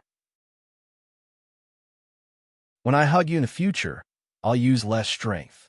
After all, you're so small and weak. Who knows, I might hurt you. Little Bojo was rather serious when she said this. She even reflected on her actions in annoyance. She didn't know that at this moment, Chinamo only had one thought in his mind. He wanted to pick her up and throw her out of the window. Princesses are all made of water? Small? Weak? Him? Chinamo reached out and pinched her claws. He inhaled deeply. You better shut up now. Bojo heard this and replied happily. Okay. Because of the word good, Chinamo couldn't even finish his sentence. The mixed-blood handsome face with the aura of an angel turned even darker. He was still cold and dignified, but there was anger. Old Masterin, who had been observing the interaction between the two little people, was really amused. He felt that this trip abroad was probably the right choice. After all, who would have imagined that his grandson would say so many words and make so many expressions in a day? He even suffered because of a little child. He was enduring something all the time, probably because the little tiger was too young. His grandson wouldn't be so calculative when compared to his younger self. But this wasn't entirely right. After all, when he was over there were people younger than him. They had seen him like this before. Perhaps it was because the little tiger in front of him hugged him too passionately. Even though he was watching from his side, he felt that he couldn't push away that kind of hug. It seemed like his grandson had met a little devil. Fortunately, the little devil was very obedient. She hugged her little piggy bank and followed behind his grandson. She didn't say anything when he told her not to. She even passed a glass of water to his grandson. She used her actions to express that she would take good care of him. Don't ask old Master and why he felt this way. It was because this was the expression the little tiger gave people. Why was it so cute? He really wanted to reach out and rub it, especially the way she looked at his grandson with her big eyes. If he was his grandson, he would have rubbed it long ago. His grandson was good. He really made the little tiger stay away from him. Then, she turned to look at him. Old Master and couldn't help but laugh. He knew that his grandson was saying, Grandfather, when are you going to watch the show? He held the dragon head walking stick and shook it. Grandfather has something to do. If you want to eat supper, let the butler cook for you. There's warm milk outside and a lot of snacks. Okay. After all, he hadn't grown up yet. He still had an obedient side. The little Chinamo took a step forward and said to Old Master, Grandfather, good night. Old Master wanted to continue watching, but considering his grandson's intelligence, he decided to let the two little people develop freely. but looking at his grandson, he seemed to only want to tolerate the little tiger for one night. Bogio followed Chin and Mo to bid good night to old Masterin. Unlike the other girls who were soft and cute, she was a little fierce. Momo, I didn't do it on purpose. Actually, it's good that you're short. It's okay for a girl to be short since you're so cute and pretty. But if you really want to grow taller, you could drink more milk. I'll give my cup to you as well. Grandpa nodded. Momo, you're so cute and pretty. But if you really want to grow taller, you could drink more milk. I'll give my cup to you. It's fine. Chin and Mo didn't control his strength again, snapping his favorite mimosa plant. Boju lowered her head and looked at her toes, not knowing what to do. Chin and Mo inhaled deeply. After taking the glass of milk, he instantly felt a headache. Why did he have to worry about the little tiger when he was treated as a girl? If he was too cold, the little tiger would feel hurt. It was probably because her face was too deceiving. With this thought, Chin and Mo finished the milk and reached out to pinch her face. He didn't use much strength because the feeling was out of his expectations. It was tender and smooth like egg pudding. It was too soft, and he couldn't bear to touch it. Chin and Mo tilted his head and retracted his hand. Forget it, it wasn't enough for one night anyway. Boju watched as her little princess walked into the bathroom. Before leaving, the little princess touched her face. It must be because she was too likable. Even the little princess couldn't help but feel itchy. With this thought, little Bojo started to plan seriously how to make the little princess like her more. After all, it was too difficult to bring her home. The little princess was too troublesome, and she was easily shy. Boju tilted her eyes. Her dad had never told her what to do if the other party was too shy. Chin and Mo, who was about to wash up, didn't know what the little tiger was thinking. After closing the door, he looked at himself in the mirror. His hands seemed to still feel the touch just now. Also, what was with the milk smell all over his body? It must be because she carried him out. Chin and Mo squeezed out the toothpaste. His cold little face had a different expression again. The little tiger was a little bored waiting outside. In addition, she suddenly thought of a good way to quickly improve her relationship with the little princess. She bent down and placed the piggy bank on the sofa. Then, she ran to the drawer and took out a small scarf. In fact, when she saw this, Bojo sighed. The little princess was really clean. He was completely different from her. Her scarves had never been folded so neatly before. She just threw it casually. Because of this, her dad always made her reflect on herself. In the past, little Bojo always felt that her dad was deliberately looking for trouble. After all, that person always lost to her in rock, paper, scissors. William, who lived next door, was even more casual than her. Now, it seemed that she was too ignorant. Everything in the little princess's house was square and fragrant. There were also many books. Little Bojo compared and looked at herself. She felt that she was full of flaws, but she didn't intend to change. However, she had to pay more attention to her hygiene in the future. If not, the little princess would throw her out like trash. After little Bojo told herself this, she started to struggle with her little tiger pajamas. This set of pajamas was originally bought by her dad. He was in charge of acting cute for her mom. The claws, ears, and tail all needed help when she put on the pajamas. It took a lot of effort to take it off. A normal 5-year-old wouldn't be able to take it off. But we must believe that our little tiger Lordgio is different. If she couldn't do it manually, she would use the rolling technique. She gritted her teeth and pulled, nimbly and handsomely escaping. She took the little scarf and prepared to give the little princess a surprise in the bathroom, since they were going to sleep together. Of course, they had to shower together. That way, their intimacy would increase continuously. Bojo felt that she was too smart to think of such an idea. Before she entered, she didn't forget to give herself a thumbs up in the mirror. The little young Master Chin, who had already taken off his clothes, didn't notice the little tiger's thoughts outside the door. He thought that she was starting to doze off again since she didn't make a sound. He sat in the small bathtub that his grandfather had specially made for him. After lying down, he covered his forehead with a towel. His black hair was a little wet, making his red lips and white teeth appear even more prominent. Even his eyes were watery.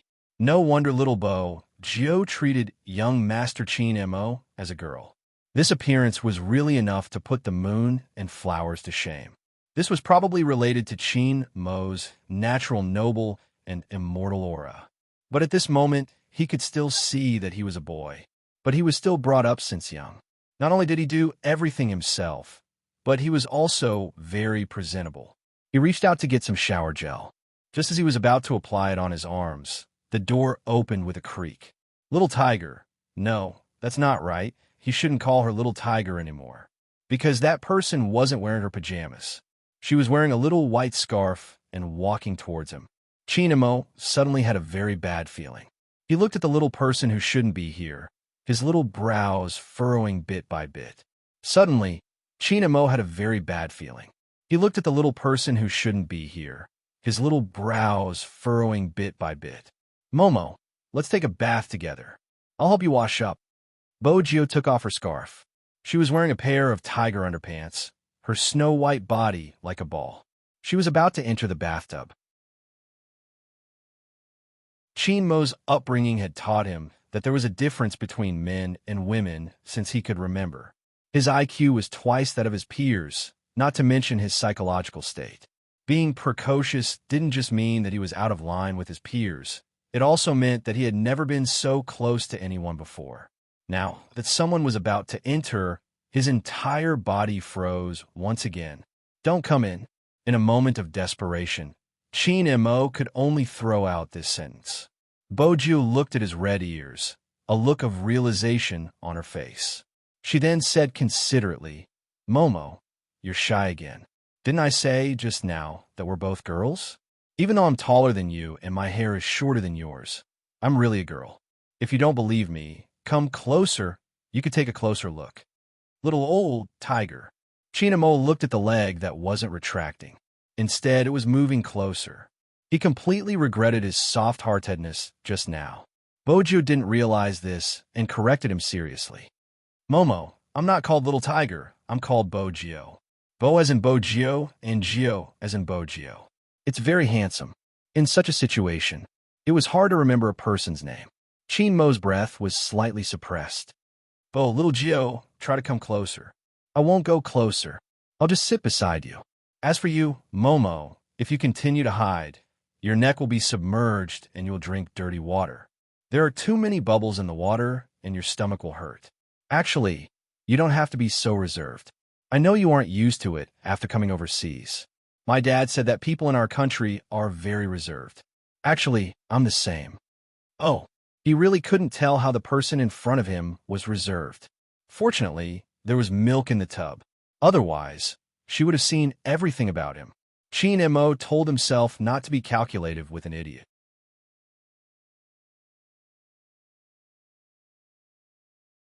Chapter 1409. Once again, Chin Mo froze. This time, both his hands and legs froze. He had never seen such an expression on his face before. However, the one who had done the deed didn't seem to care. She leaned back and splashed the water in the bathtub on herself. Her fair and tender little face was slightly red from the steam. She looked soft and satisfied. Momo, the water in your bathtub smells so good. Is it because you put milk in it? No wonder you're so white. It's because of the milk bath. Princesses are different. It's comfortable to take a bath like this, right? Chin Mo suppressed the urge to ask her what she meant by being a princess. He just wanted to stay away from her. It was best if they didn't have any more contact. Bogio could see his resistance. She didn't understand. Momo, there has to be a limit to your shyness. I'm already so far away from you. You'll fall if you take another step back. With that, she started to move. Chin Mo opened his mouth. Even though his voice wasn't as threatening as when he grew up, it was still a warning. Don't come over. Bogio raised her hands. Her meaning was clear. She would listen to whatever he said. Don't be so resistant. Chin Mo's current state of mind was obvious. He took a step back. He shouldn't have been soft-hearted towards this little tiger. If he was given another chance, he would definitely throw her out. He wouldn't care if her house was dark or not. Boju didn't know what the pet she wanted to bring home was thinking. Anyway, she just had to think of a way to increase their intimacy. Boju tilted her head. She thought about it seriously and smiled sweetly. Momo, let me help you wipe your back. I'm good at it. It's fine. Chin and Mo rejected in the next second. This was the first time Bo-Gyo met such an unapproachable little kid. Sigh, he was pretty, Bo-Gyo told herself. She splashed some water on herself. That wasn't all. In order to make herself look as clean as the little princess, she turned her body and placed some shower gel in her palms. Children of this age wouldn't even bathe themselves very neatly. Bo-Gyo was the same. She was slightly clumsy.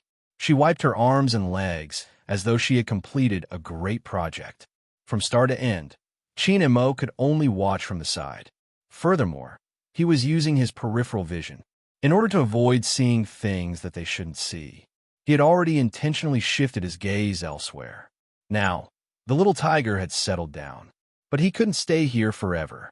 Chin and Mo couldn't get up. Once he did, he would be in an awkward situation. No matter how mature young Master Chin was, he was still a child. In this aspect, he cared a lot. However, there was one thing about young Master Chin. He was raised from a young age. No matter what kind of situation they were in, he was able to maintain his nobility and was not anxious or impatient. It seemed like he could only wait for this stupid little tiger to finish bathing before he could get up and go out. This was the only solution he could think of. Otherwise, he couldn't just stand up and let everyone see his naked body. However, he was really an idiot. At this point, she couldn't even tell if he was a man or a woman. He only knew how to play with water.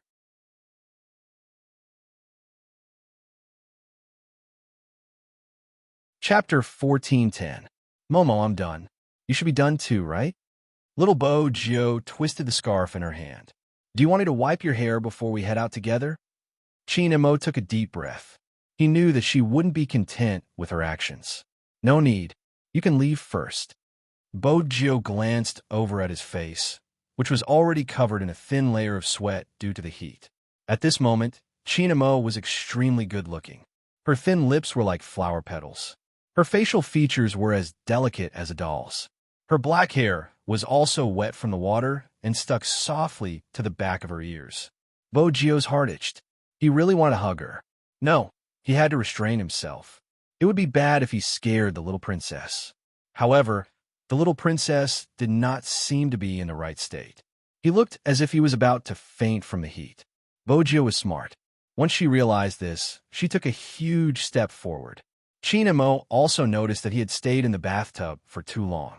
His breathing was unstable, but he wasn't so weak that he would faint. But Bo-Gyo didn't think so. Her heart ached for her pet. Momo, are you out of breath now? The last time I went to the snow mountain with my dad to soak in the hot spring, I was also like this. Don't be afraid. I'll carry you out now. Carry him out? Hug. How could Chin and Mo agree? When Bo-Gyo saw the little princess's expression, she knew that he was going to be shy again. This time, he didn't even give her a chance to reject. With a ferocious movement, he directly picked up the seemingly weak young Master Chin from the bathtub. Whoosh! Water splashed everywhere. At that moment, Chin Mo's eyes widened. He had really underestimated the little tiger's ability to cause trouble. Bo-Gyo wanted to show off her strength as a boyfriend. After all, in order to gain the little princess's trust, she had to straighten her back and carry him out. However, the moment she picked Momo up, Momo's expression changed. She seemed to have seen something she shouldn't have. That looks like Bo-Gyo was in a daze. She looked at the person in her arms, then at his face, and then back at herself. He suddenly understood something. Her little brain suddenly had an epiphany. There was another splash of water. Bo-Gyo released him. The two people returned to the bathtub. Chin Mo's face was full of water. Bo-Gyo was the same. However, the latter was rather guilty. He looked around with his round tiger eyes. Momo, do you believe me? This is all a misunderstanding. From the beginning to the end, it was all a misunderstanding. Chin and Mo didn't want to talk at all. His little face was so cold that he looked like a little prince. Bo-Gyo raised her right hand, lying through her teeth. I didn't see anything. Chin and Mo smirked. Didn't I see your hand slip? This was not easy to explain. Even if the 5-year-old little Bo-Gyo was full of tricks, she couldn't bring herself to play tricks on him after seeing him naked. However, Who would have thought that such a beautiful little princess would be a man? How could it be a man? Bo Gio felt indignant. His small body moved toward the other side. He sensed her intentions. Chinamo narrowed his eyes and warned, "Little Bo Gio." I just wanted to confirm. Little Bo Gio touched the back of her head, looking rather embarrassed. You still want to confirm such things?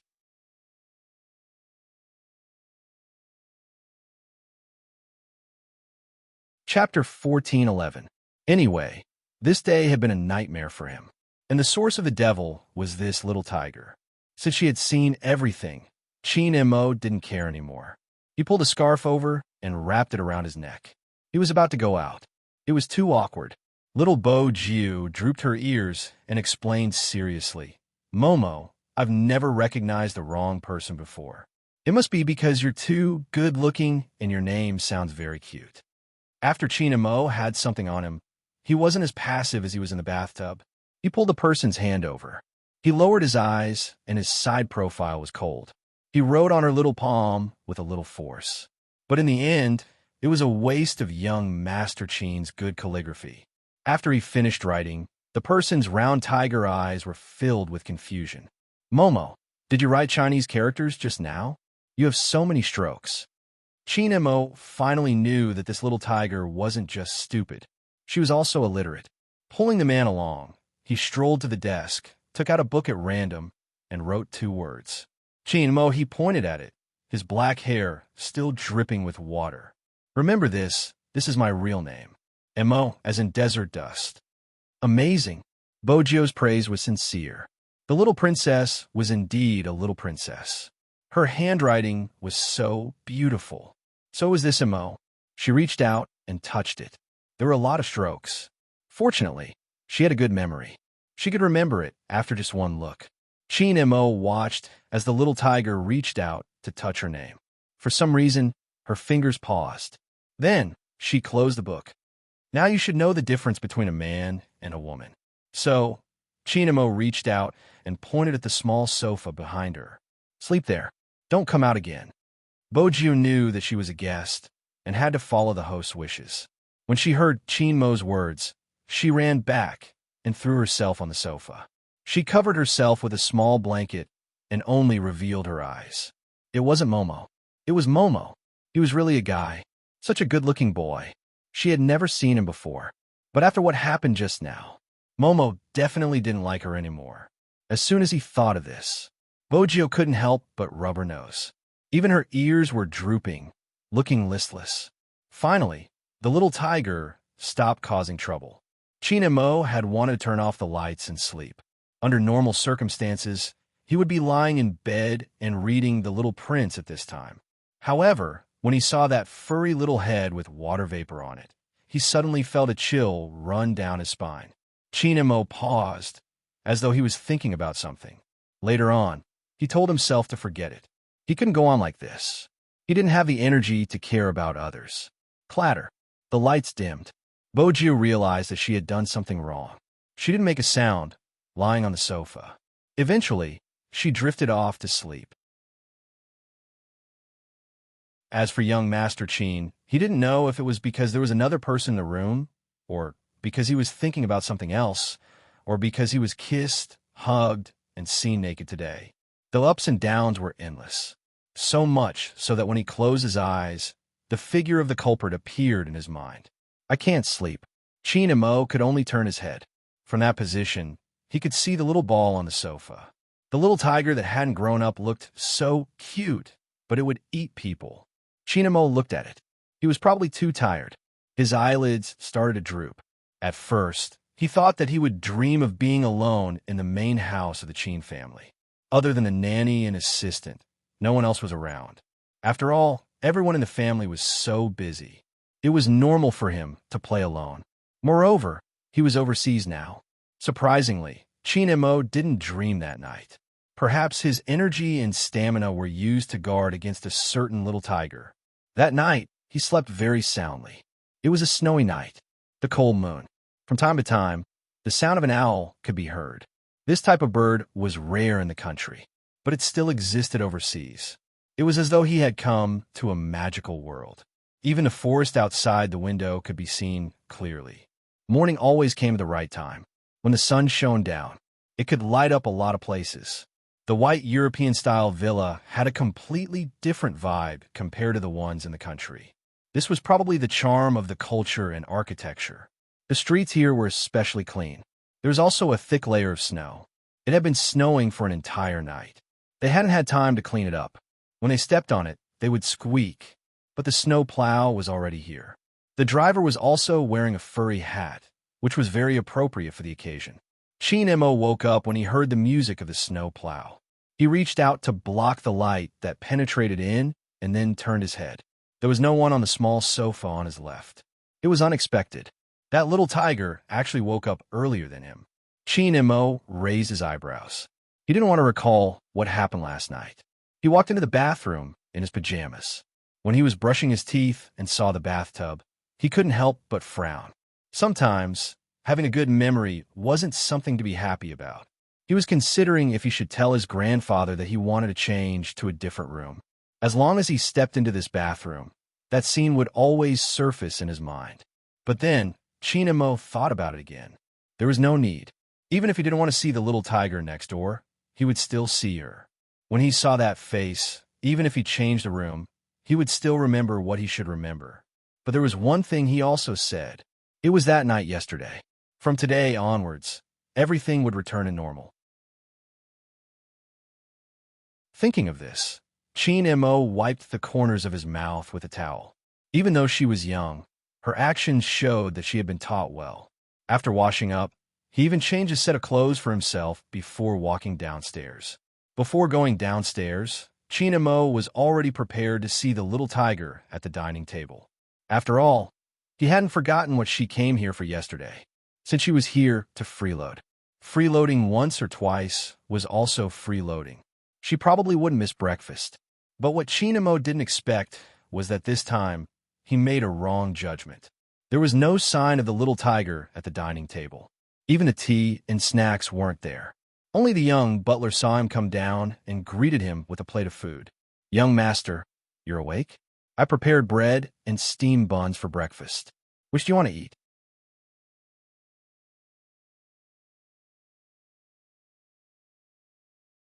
Chapter 14:12. Even though the butler was young, he was reliable. The food was placed on the tray. It was a standard American breakfast: fried eggs, bread slices, and a bowl of butter. Chin Mo sat at the dining table. When he picked up the glass of milk, he was reminded of a certain someone who used her tiger claws to hold the milk for him to drink. The young butler didn't understand why the young master stopped. He turned his head and greeted, "Young master." Chin Mo glanced up and asked casually, "Where is she?" "She? Who?" The young butler was confused.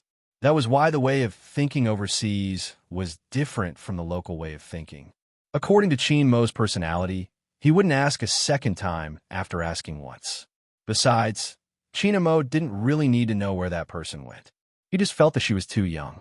Old Masterin walked in at this moment. Behind him was a local friend. That friend was a bearded professor. He liked Chin Mo the moment he saw him and said that he wanted to introduce his granddaughter to Chin Mo. Old Masterin smiled at the side. He just came here and definitely wanted to introduce his grandson to the people in the circle. Hence, the courtyard on this side. This day wasn't quiet. Moreover, Old Masterin had sent out an invitation before he came. Many people were curious about what the grandson of this legendary Chinese businessman looked like. Of course, those who could get the invitation were all from extraordinary backgrounds. There was an endless stream of visitors. Chin Mo had changed into an exquisitely made suit.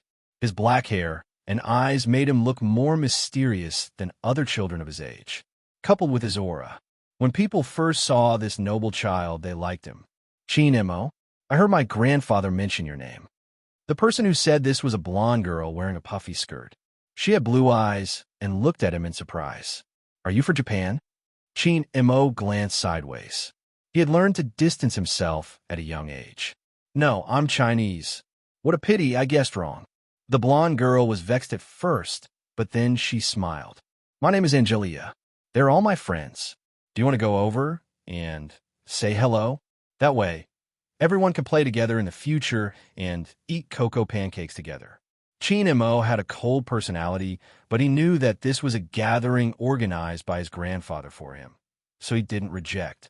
However, from the beginning to the end, he spoke very little. This made many foreign children look at him from the side, feeling that he was more and more like a prince. The interaction between children was very casual, and many of them would even run around. They were little radishes, after all. It would definitely be lively if there were more of them. In comparison, some little girls were even more infatuated with Chin Mo, who had been as elegant as a pine tree the entire time. He had grown up in the military compound. This meant that Chin Mo's stance was different from other kids. Someone even asked him if he had received an aristocratic English education. Grandpa smiled and said no. He didn't say anything else. The adults were holding wine glasses, and even the air was filled with the aroma of food. There was also chicken and pizza placed on the long table, all steaming hot. There are many desserts in different shapes. This place was simply a paradise for children. Chin Mo stood there. During the intermission, he was bored and found a place to sit down. He raised his eyes and glanced at the room next door. The lights were on.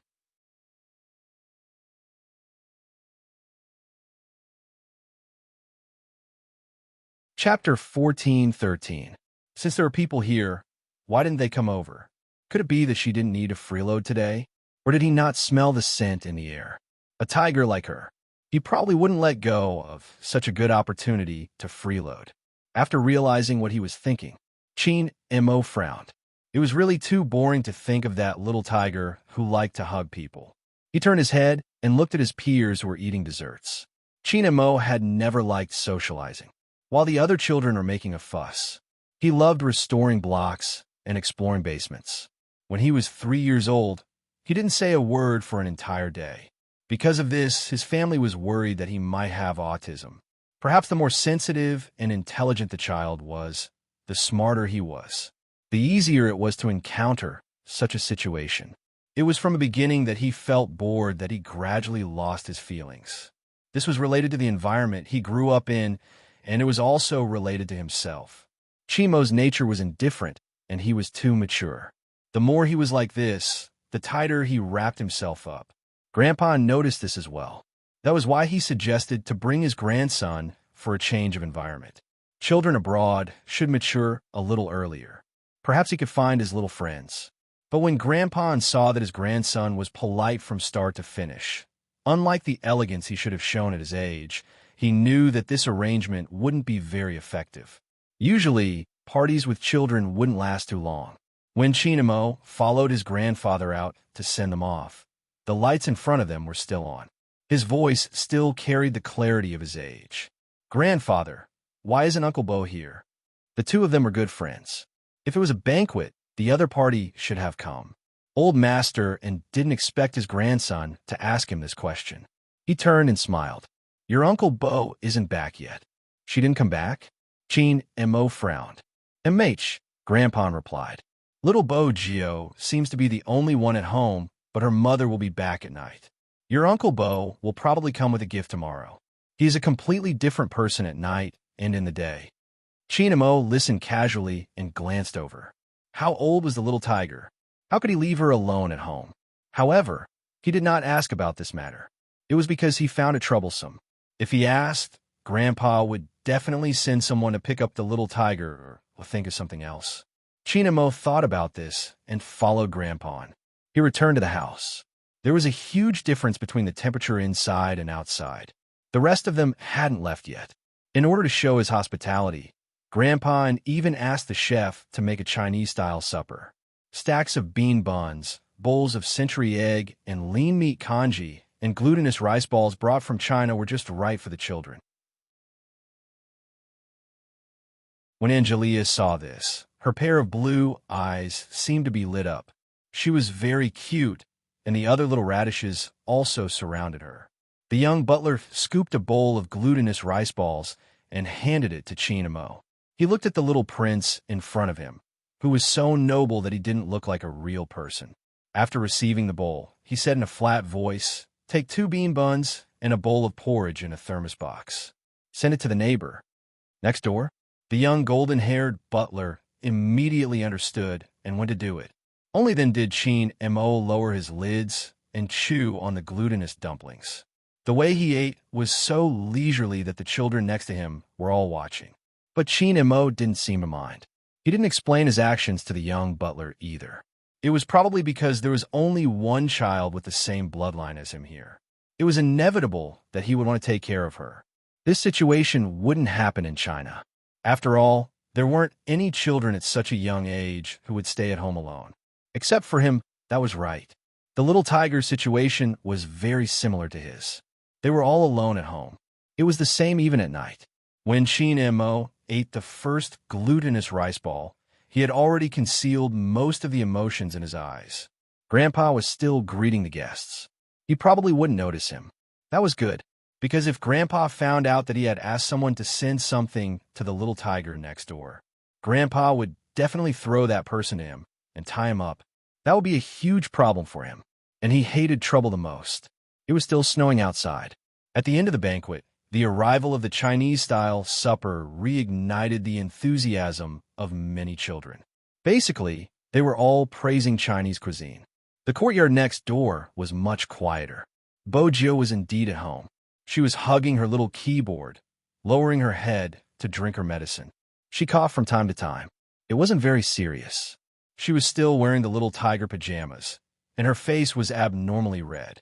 Whenever she heard the sound of a car outside, she would run to the window and take a look.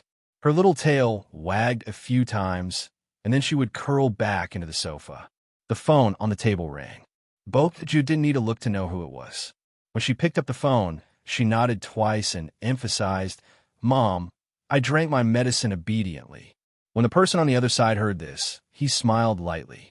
He wanted to fly back immediately, but he could only deal with the matters here. Bojo was the one who suggested hanging up the phone. But after hanging up the phone, she hugged her little keyboard again. She squatted there and agitated for a while. Then she bit a piece of bread. At the Bo family's side, the dining table was filled with prepared food. They hired a long-term nanny, but they preferred to cook for themselves, even if they were eating cooked noodles. But today was an exception. Mr. Bo wasn't back and Mrs. Bo was too busy.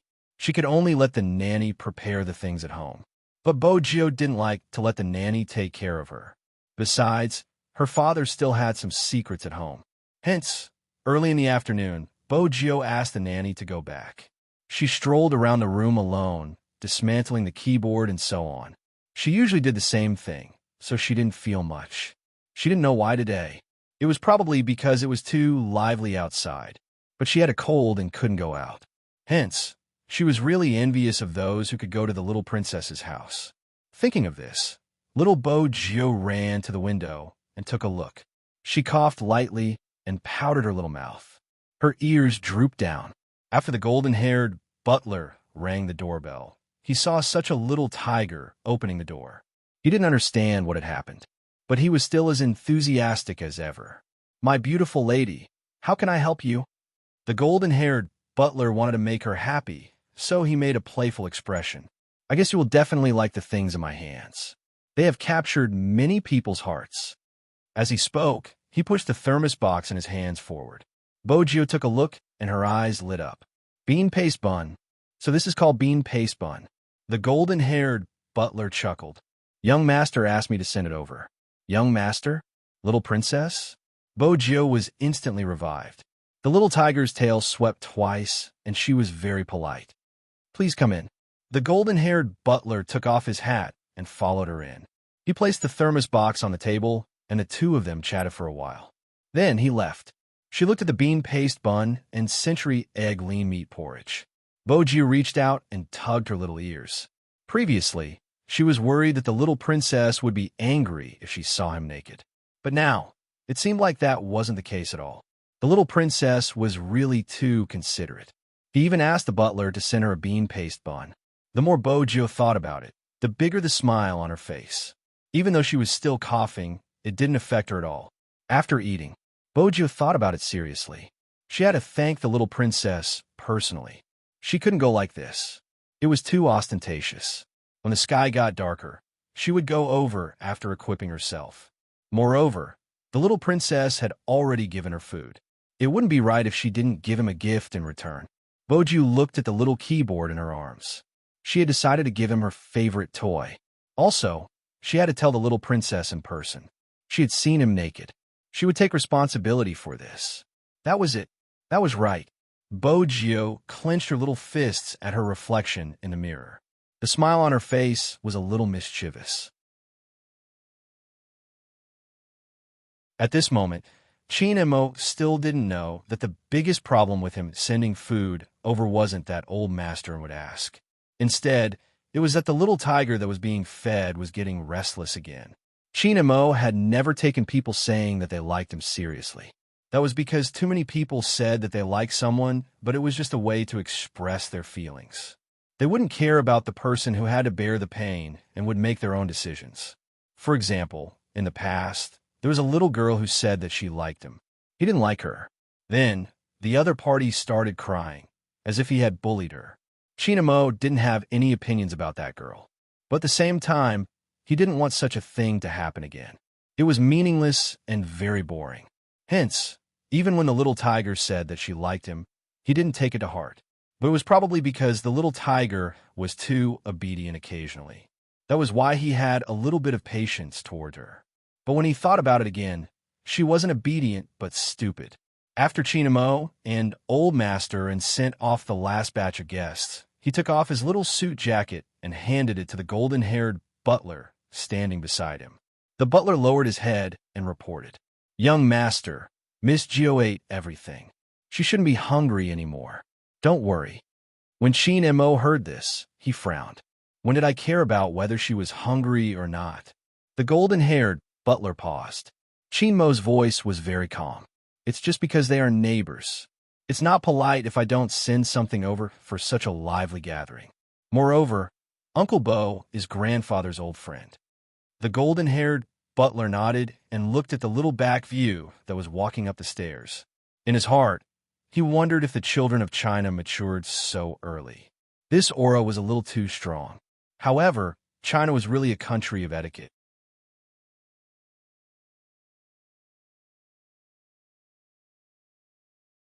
Chapter 14:14. The banquet ended.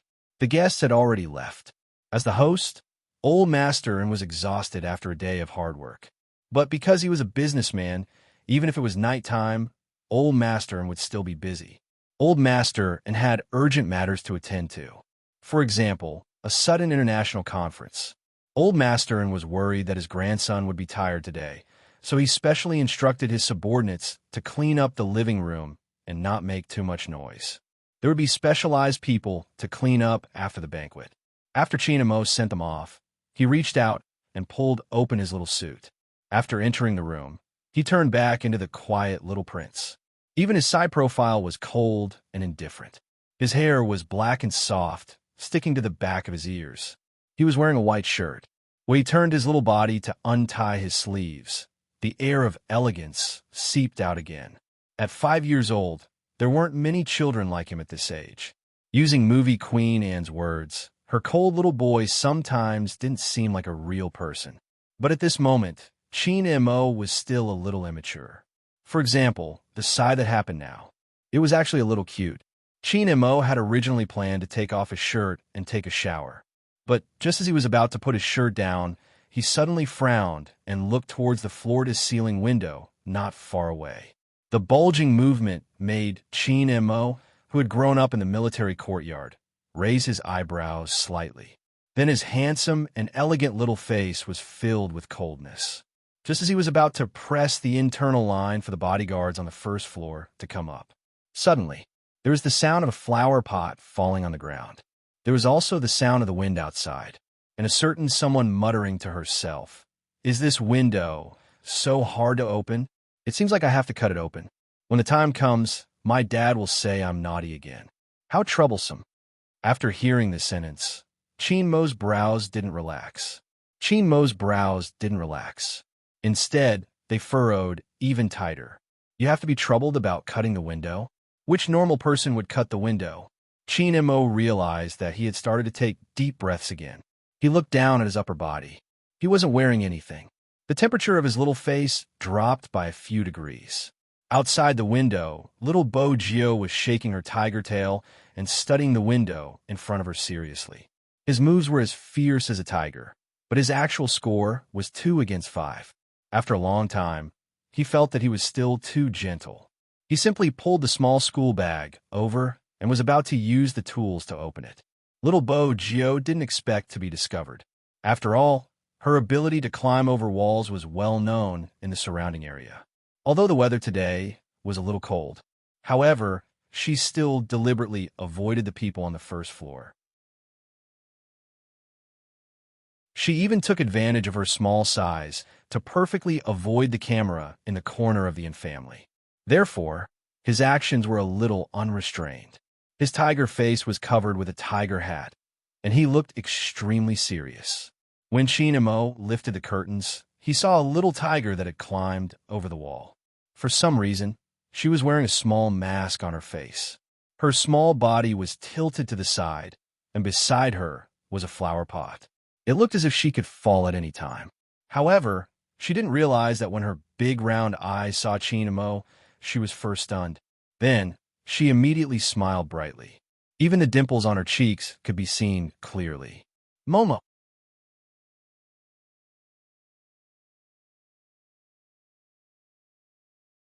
Chapter 14:15. She couldn't help but feel a headache. Could this idiot have some safety awareness? Mo pulled the window open and said calmly, "Come down." Was he angry? Bojo was still young back then. She couldn't understand why the little princess was angry. Was it because she came too late and disturbed his rest? She remembered that it was indeed quite late. He didn't sleep on time because of her yesterday. Also, he saw her naked. Bojo admitted that she felt guilty. She moved her hands and feet more nimbly. She came down when he asked her to. When she came down, she didn't forget to turn back to take her little keyboard. This action caused a thin layer of sweat to form on Mo's forehead. He didn't think and said, "What are you doing?" Bojo opened her eyes wide. Her tiger tail was still sweeping. "I'm taking the little keyboard." After she finished speaking, she jumped onto the ground and shook the snow off her head. She handed the thing in her hand forward as though she was presenting a treasure. She was still wearing the little mask on her face. Her voice was muffled and she sounded a little fierce. Mo finally returned to normal when he saw her land on the ground. He wasn't worried that something would happen to her. It was just that she was so young and she was lying on the windowsill alone. Didn't she consider the possibility of falling down? The more Mo thought about it, the colder his eyes became. He didn't reach out to take the little keyboard. This made Bojo feel slightly awkward. She first looked up at Mo's little face. When she lowered her head, she remembered that not everyone was like her and liked the unusual gift of a keyboard. She seemed to have given it to the wrong person. With this thought, Bojo felt a little depressed. But this depression didn't last long. In the next second, Bojo raised her little face. Her eyes were still round and bright. "Momo, you don't like little keyboards, right? What do you like? I'll give it to you next time. I have many toys." "I don't like anything." Mo tilted his head. Then his fingers paused again, because a certain little tiger started coughing for some reason. She coughed softly, one cough after another. This made him frown again. His gaze landed on her face with the little mask. When he spoke, he sounded a little cold. "It's so late. Why are you wearing a mask?" I caught a cold yesterday. I didn't want to come over at first because I was afraid that I would infect you. But when I saw that you asked the butler to send something to me, I wanted to come over and thank you. If I wore a mask like this, I wouldn't infect you. Yesterday, I realized that your body is very weak. If I pounced on you, you would fall. I can't let you catch another cold." Bojo placed the little keyboard on her arm and used her free hand to pinch her ear. Mo was about to get angry when he heard her mumbling. Which boy liked to be called weak? But at that moment, he seemed to have remembered something. "Did you catch a cold yesterday?" Mo had always had a good memory. The visual sense was also strong. At that moment, for some reason, the image of that person curled up on the sofa without drying her hair appeared in his mind. Had she caught a cold because he hadn't let her get up and dry her hair? Thinking of this, Chin Imo frowned again. However, the little tiger did not notice it. She continued, Momo, are you going to sleep? I'll go back first today. I'll look for you when I'm better. With that, Bojo prepared to head back the way she had come. Unexpectedly, she had only just lifted her leg. The tiger's tail was caught by someone. She turned her body sideways and saw the indifferent face of the prince. Momo. Bojo didn't understand. Her eyes widened and her tiger ears perked up. Chin Imo lowered his voice. Little Bojo, are you dumb? Bojo felt the need to explain herself. Chin Imo didn't give her a chance. With a forceful move, he picked up the person who was about the same size as him. Bojo was still a little confused. But after being hugged, she didn't care about the little princess asking her if she was an idiot. She smiled happily. Chin Imo didn't give her a pleasant look. Why are you running around when you have a cold? I didn't run around today. I didn't feel well, so I went home first. Otherwise, I would have accompanied you for breakfast, Bojo replied seriously. After she finished, she couldn't help coughing.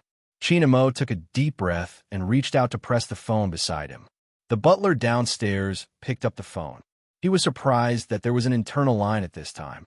Young master, bring the first aid box up. When Chin Imo said this, people would often forget his current age. The golden-haired butler heard the words, and his eyelids twitched. Young master, what's wrong? Please don't let anything happen to this young master.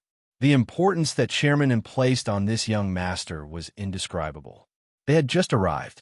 If anything happened, Chairman would definitely return to China immediately. Chin Imo could tell what the young butler was thinking from his voice. It's not me. Bring the first aid box up. You don't have to tell grandfather. Also, bring a pot of hot water up. Hot water?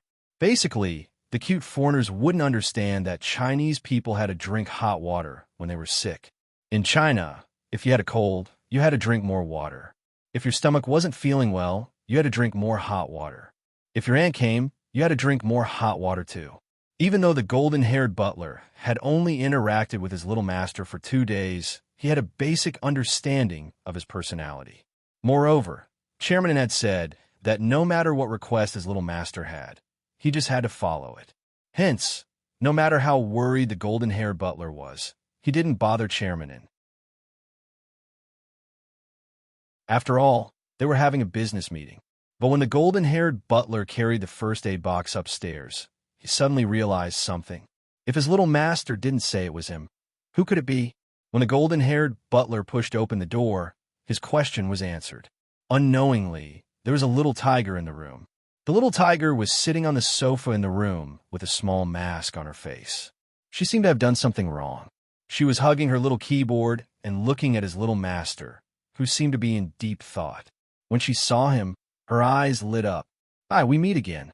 Honestly speaking, the young butler was a little confused. Even his golden hair was fluttering. What was going on? Why was the person from the opposite house here? When he had sent the things over, she was still in the opposite room. Besides, he had been tidying up in the living room downstairs. Other than sending people away, he hadn't seen anyone else enter. He hadn't seen the little tiger either. How did she suddenly appear in his young master's room? The young butler's thoughts were all revealed on his face. He finally met someone who would show his thoughts on his face. Bojo jumped down from the sofa, wanted to tell him how she came over. Little Bojo. Just these 3 words. He successfully made the little tiger unable to be mischievous anymore. After Chin Imo called her name, he glanced sideways at the young butler, standing by the door. The young butler didn't know why, but when his young master looked at him like this, he felt that his presence here was unnecessary. No, that wasn't right. There was something more than unnecessary. It was as if she was saying, "What are you doing here? You're here." And she's getting restless. The young butler. This should be the feeling of being shot while lying down, as the Chinese often say. Indeed, Chin Imo felt that the butler's appearance affected a certain little tiger. Her throat was uncomfortable, and she kept coughing. She was still mischievously trying to speak. With that in mind, Chin Imo took a deep breath. Then he took the medicine box from a young butler and took out a thermometer. His little face was cold as he walked in front of a certain someone. Mask. Bojo saw this and knew that the little princess wanted to take her temperature. She cooperated and removed her little mask. Then she opened her mouth and bit on the thermometer. The young butler was enlightened. So the medicine box that the little young master wanted was for Miss Geo. But there was one thing he was really curious about. How exactly did Miss Geo come in? But it was obvious that his duties were only limited to delivering the medicine box and hot water, because the little young master had given him a look, asking him to figure it out on his own and leave. Even though they didn't speak the same language and were of different nationalities, the meaning of the look didn't matter. She saw the door close. Little Bo Geo felt a little regretful. She didn't even have time to brag about her heroic deeds. This was the first time she climbed such a high wall. Besides, she wanted to ask him what the little princess liked. From the looks of it, she could only find a chance to ask Grandpa and in the future. She bit on the thermometer. This time, she couldn't speak. She could only look at the little princess who was standing in front of her and picking medicine for her. Bojo blinked as she looked at him. The little princess seemed to be very impatient with her. She could tell from his expression, but he still felt very gentle. Other people wouldn't be so nice to her. He wasn't afraid that she would infect her when she caught a cold. He even gave her medicine. Bojo couldn't help but smile when she thought about this. She even jumped down from the sofa and circled around Chinamo. The little tiger behind her kept wagging her tail. Chinamo took out the cold medicine. From his side, he saw a certain someone with a bright smile. At that time, Chinamo even thought, did this person know how to smile? In the end, it would give rise to emotions that even a child would have. It really made him jealous. Her parents must be special to her. Thinking of this, Chinamo came to a sudden realization. He knew he was wrong, because yesterday, when he saw the light that didn't turn on, he knew that she was like him. Her parents were very busy.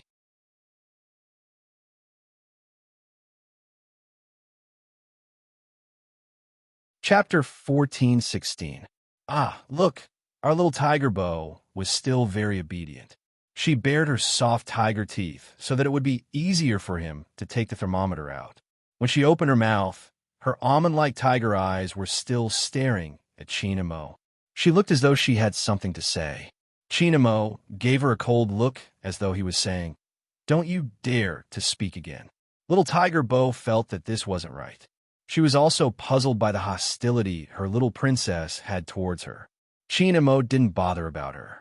He took out the thermometer and looked at it. "Your temperature is normal." Bojo nodded. "I don't have a fever anymore. Mom gave me some medicine in the morning." Chinamo heard her hoarse voice. After she finished speaking, she coughed. Her head was probably a little heavy from the coughing. Even her little shoulders were trembling a little. Didn't having a fever mean that she wasn't sick? Chinamo couldn't be bothered to say anything to this idiot. He opened a packet of medicine and took out a pill. His slender fingers touched the side of her mouth. "Awoo." Bojo never rejected anything. Even if the medicine was a little bitter, it was given by her little princess. It was still delicious. On the other hand, after Chinamo fed her, he frowned fiercely. Then he placed the medicine in her hand. "Eat it yourself." He must have been possessed. Why did he feed her personally just now? He thought about it. He must have been so angry with this little tiger that he lost his ability to think. After letting out a long sigh, Chinamo returned to his noble little prince appearance. He walked towards a window. Then he reached out and closed the window. Then he locked it twice. Bojo peeled the medicine and watched at the side. When she wagged her tail, she had a feeling that her little princess didn't actually want to lock the window. He wanted to throw her out through the window. If it was possible, Chinamo wanted to do that. But for some reason, not only did he allow her to come down, he even asked the butler to bring the medicine box upstairs and feed her the medicine personally. He didn't know how his grandfather would react when he heard about this. Chinmo's eyes moved. When he turned his body, he saw the little tiger peeling the medicine with great difficulty. She ate 5 pills in one go. 5 pills? Chinamo pressed down on the man's tiger paw. "Little Bojo." Bojo widened her eyes. After looking at him for a while, she seemed to have been enlightened. "Momo, why do you keep sighing? Ever since I came in, you have been sighing. Are you tired? Is there anything else? Let me tell you, as a person, the most important thing is to be happy. Nothing else is important. Pat my head." Why was he always sighing? Chinamo watched as the little claw appeared on his head and rubbed it twice. He told himself not to bother with a sick person. Besides, there was no doubt that she was an idiot. Chinamo looked at her, his expression ugly. "Are you done touching me?" Gio shook her head. "No, Momo, your hair is so soft and nice to touch. It's different from mine. Mine is too hard and prickles." Mo smirked. "Drink the medicine and go home. Also, don't climb over the wall again." Gio paused. She lowered her lids and lifted the small bowl. She drank the medicine that the little princess had prepared for her and glanced at the window at the side. "I'll go out from the main door," Gio said. She jumped down from the sofa. She hugged the little keyboard in her hands and said, "Momo, I'll come and find you tomorrow." She planned to leave. The more she acted like this, the more Mo felt annoyed by the small cough. He had said before that he didn't like being liked by others for granted, because he needed to respond to all liking. If he didn't respond, it would be his fault. He was more resistant to such things. But this little tiger wasn't just a little stupid. Even when she was sick, she didn't know how to use this weakness to threaten him. If he asked her to leave, she would leave. She seemed to listen to everything he said. She didn't want him to respond just because she liked him. Instead, she wanted to give him something. Mo turned his head. He wanted to read and not think about that idiot anymore. But just as he made up his mind, the young butler's voice came from the open door. The young butler's voice came from the open door. It was a unique American accent. "Oh, Miss Gio, are you going back? It's still snowing outside. Mr. Bo and Mrs. Bo aren't home. At this time, the heater in the living room should be cold. Why don't you wait for a while? I'll go down to get some charcoal and go with you." Gio raised her eyebrows when she heard this form of address. The young butler was a little shy. "Don't Chinese people call themselves this? I just learned it from an online novel. There's a translation in the novel, so I can learn a lot of knowledge." Gio was still young and didn't understand. "So this is how people call themselves?" "Yes," the young butler said with certainty. This made Mo frown. He couldn't focus on the book anymore. He reached out his hand and pressed the young butler's intercom with his white and tender fingers. When the young butler saw the call, the smile on his face was still there. His expression gradually changed. "Young master? I'm here." "Huh? Send Miss Gio back to your room?" "Okay, no problem." After hanging up the phone, the butler lowered his head. He was a little confused. "Miss Gio, young master asked you to sleep in his room tonight." Gio was confused too. Was it such a good thing? The young butler had a lot of thoughts going through his mind. After all, he had watched the banquet. There were so many funny children, but he hadn't seen his young master treat anyone specially. He definitely wouldn't touch a cup that had been touched by others, not to mention the food. He was a gentleman, but he didn't dance with others.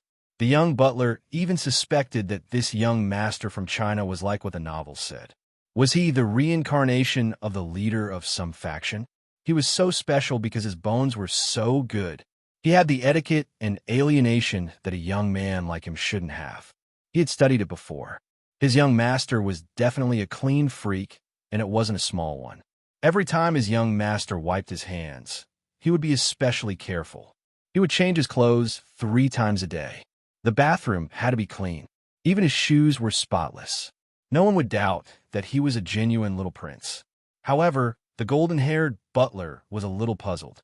Such a clean freak young master would actually let someone spend the night at his house. Although it had happened once yesterday. But yesterday and today were different. Yesterday was arranged by Chairmanin.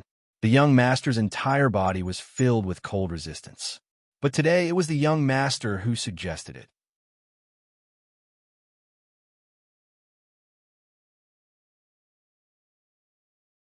Chapter 14:17. However, since it was the young master's order, even if he had a bunch of questions in his heart, he wouldn't say them out loud. But the golden-haired butler didn't put on his professional smile. His young master gave him a gaze. That gaze was indescribable. If he had to describe it, it would probably be to stay away from the little tiger. The golden-haired butler watched in a daze as the door was closed. He started to reflect on what he had done wrong. After all, in the novels, offending an expert would result in a tragic outcome. No, He had to learn more about China's profound knowledge and culture later. Momo. Bo Jio hugged the little keyboard in her arms. Her smile was brighter than anyone else's. I'm back. I know you're back. Qin Mo lowered his gaze. He didn't want to talk to her. After a while, he said, I don't call myself that anymore. It's how people used to express their politeness and humility in ancient times. Is that so? Bo Jio's eyes lit up again. She had grown up abroad. Usually, she only knew how to fight and study the little keyboard and a bunch of little tadpole codes. She had very little knowledge. In the past, she had interacted with children from China, but no one seemed to understand these things. The little princess was different. She knew everything. When Bo Jio thought about this, she felt inexplicably happy. Momo, you're amazing. The sudden praise made Qin Mo tilt his head. Don't say such nice words. Go back to your seat. Okay. She became very obedient again. But at the same time, she didn't forget to be mischievous. Momo, your ears are so red. Qin Mo took a deep breath and placed the book in his hands down. They're hot. Oh. Bo Jio smiled. She thought that Momo was so awkward. He was obviously shy, but he insisted that he was hot. But she was very understanding and wouldn't expose him. Also, her little princess was even more adorable when he was awkward. Bo Jio seemed to be addicted to teasing her pet. She would say a few words from time to time. In the beginning, Qin Mo still ignored her. Then, he allowed the little tiger to be mischievous. Bo Jio continued to be mischievous. She realized that she might disturb the little princess's reading. Hence, she curled up on the sofa quietly and started to touch her little keyboard. When Qin Mo saw her like that, he recalled what had happened last night. Especially after the other party drank the medicine, he was still coughing, and there was no sign of him getting better. Qin Mo stood up. Go to the bed. On the bed, Bo Jio was still wearing the little tiger's pajamas. When she heard his words, her ears perked up. Momo, I thought you didn't like other people sleeping on your bed? She wasn't stupid. She could tell. Momo held a grudge against a lot of people. She wasn't sure if others understood. In any case, she understood. Moreover, she was also like this. She didn't like others to understand her things. But since yesterday, her little princess had become an exception. When Qin Mo heard the question, his fingers paused. Indeed, I don't like it. That's why I can only sleep with you today. You're not allowed to touch it in the future. After finishing this sentence, Qin Mo suddenly realized something. That was, he seemed to be less and less good at pretending in front of this little tiger. He shouldn't be like this. At the very least, one had to be polite when dealing with guests. He couldn't speak like this, but he couldn't control himself.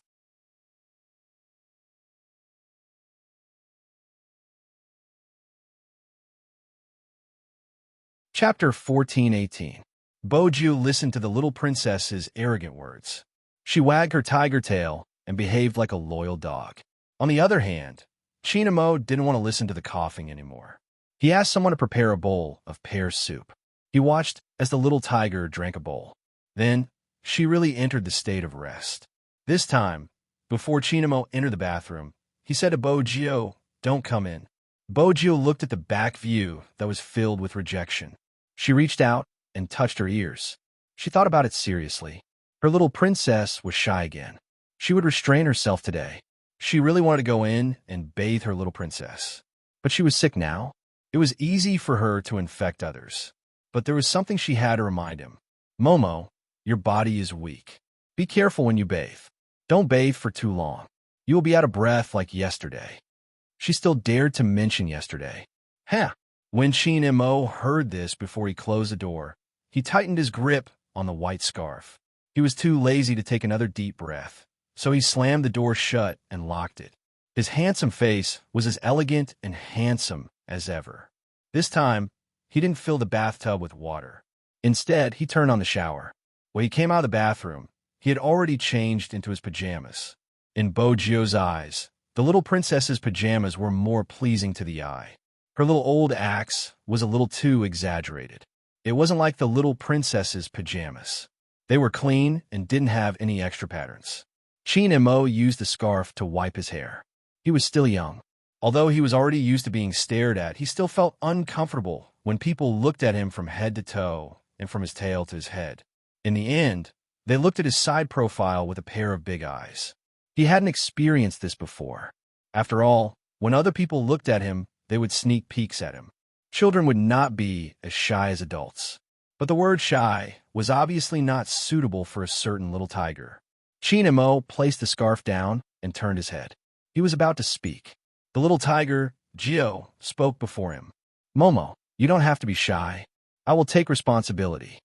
Take responsibility? What responsibility? Chin frowned again. He wanted to warn her not to be mischievous. She should sit there obediently and not speak if she could. Why did she say she would take responsibility? Yesterday, I didn't know you were different from me and saw you naked. I called my dad, and he said that the best way is to be responsible for you. I agree. I can't be a heartless man, and I can't take advantage of you. That's right. Chin Mo's eyes lit up. That's right.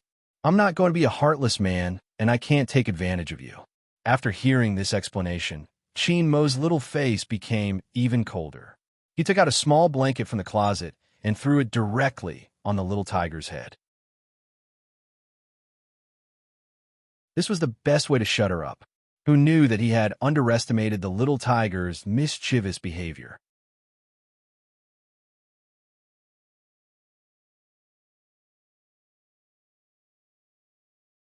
Chapter 14:19. After all, you're so weak. After all, you're so weak. After all, you're so weak. This sentence echoed in Chin Mo's mind 3 times. He looked at the little tiger head that was exposed. He wanted to pull her up and throw her out. But she was still counting the mistakes she had made with her little fingers, coughing from time to time. Little Bogio, are you an idiot? Chin Mo tried to hold it in, but the only thing he could say was coldness. The little boy Bogio didn't understand how she was stupid. Chin Mo glanced over. He was wearing his pajamas and looked noble. Why are you feeling pity? Can you kiss me casually just because you don't have cold? How can you be so optimistic? Didn't I tell you yesterday to stay 1 meter away from me? Didn't you tell me to stay so far away from you so that I wouldn't kiss you? Bogio seemed to have understood something. Her eyes widened. Chin Mo arched a brow. Why else? Oh. Bogio was disappointed for a second. Then, she said, Anyway, I will be responsible for you. Besides, Momo, you've misunderstood. I'm usually very reserved. I'm so passionate because I want you to know my sincerity. Chin Mo turned his head. No need. No need for what? Bogio scratched her face. She didn't understand. Chin Mo looked at her. His gaze was calm. I don't need you to be responsible. Also, heartbreaker isn't used to describe girls. How did you learn Chinese? I didn't learn it well. Bogio felt a little guilty. Those words were like pictures. There were too many gestures. Sometimes, she remembered them, but she didn't know where to use them. But that wasn't right. Her dad had said it over the phone. Being irresponsible meant being a heartbreaker. Anyway, Bogio didn't care if it was used to describe boys or girls. She would never be a heartless man. The current situation was that the little princess didn't want her to be responsible. Her dad also said that she could be tough, but she couldn't force others. Little Bogio thought about it. In the end, she looked up and wagged her tail. Momo, tell me when you want me to be responsible. That situation would never happen. At that time, Chin Mo had thought that way. Moreover, he really didn't want to discuss this kind of thing with a little tiger. It would make him seem very childish. His gaze swept over. Seeing that she was still curled up on the sofa, his brows furrowed once more. I'm not asking you to go to the bed. The sofa was very close to the window. Didn't this idiot know that there would be wind on this side? I haven't showered yet. I'll go after I shower. Ever since the little princess had come out of the shower, she had been smelling his scent. It was so fragrant and so good. She wanted to take a shower too. Chin Mo watched her torment. Anyway, he understood that it was impossible for her to settle down. Half a minute passed. Momo. Chin Mo was sitting on a chair with a book in his hands.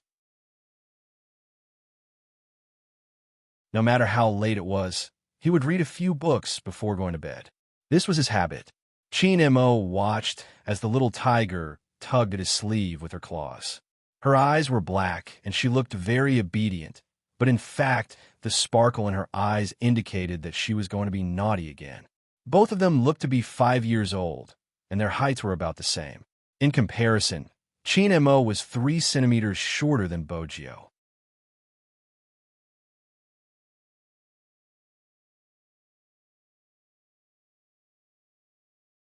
Chapter 14:20. Hence, the aloof young Master Chin didn't want to stand up. Which boy would be happy that he was shorter than a little tiger? This was one of the reasons why he asked her to stay away from him. But Bojio didn't know. If she wanted to shower, she had to take off her clothes first. Now that Momo was here, she couldn't just roll around and take off her clothes like she did the last time. This wasn't good. It would cause Momo's misunderstanding of her to deepen. After all, she was still very shy and reserved. But she couldn't open the zipper behind her. This was the disadvantage of having short arms. She had jumped for a long time just now, but she still couldn't pull the zipper to the end. At home, she would either roll around and take it off, or her mother would help her take it off. Today, she could only trouble her future pet. "Help me pull this down." As Bojio spoke, she turned her small body and obediently wagged her tail. The zipper was pulled down halfway. Since it was a clumsy little Axe pajamas, no one would be able to tell if they didn't look carefully. Now, because of her action, Chinamo also saw the fair and tender little back. Suddenly, his ears turned red and he tilted his head. "Little Bojio, what is it?" Bojio turned back and saw the little prince with a thin layer of pink on his face. He was extremely cute. He couldn't help but reach out and hug the person's waist. He said angrily, "Momo, you're shy again. Don't be shy." Asterisk bang. Asterisk the veins on Chinmo's forehead were completely broken. He watched as the little tiger picked him up from the chair, wobbled, and put him down. His breath was completely stuck in his chest. "Little Bojio." Bojio scratched her ears. I'm here. Chinmo looked at her and didn't want to speak. Which boy would like to be carried around by a girl?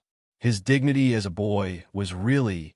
Chinmo adjusted his breathing, again and again, until the little face returned to its cold and noble appearance. Men and women shouldn't touch each other. It's such a simple logic.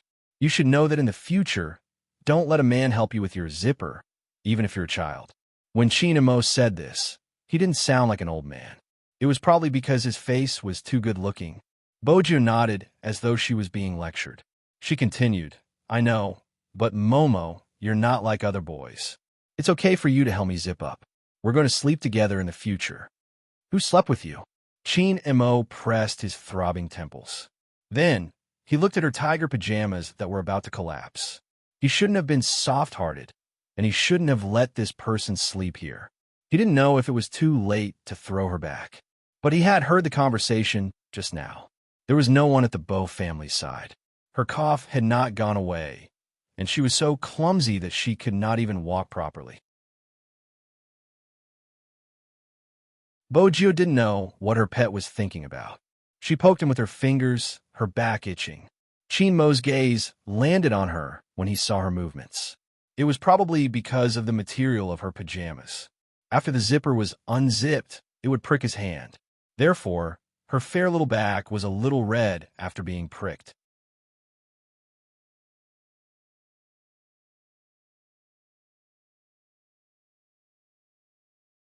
Chapter 14:21.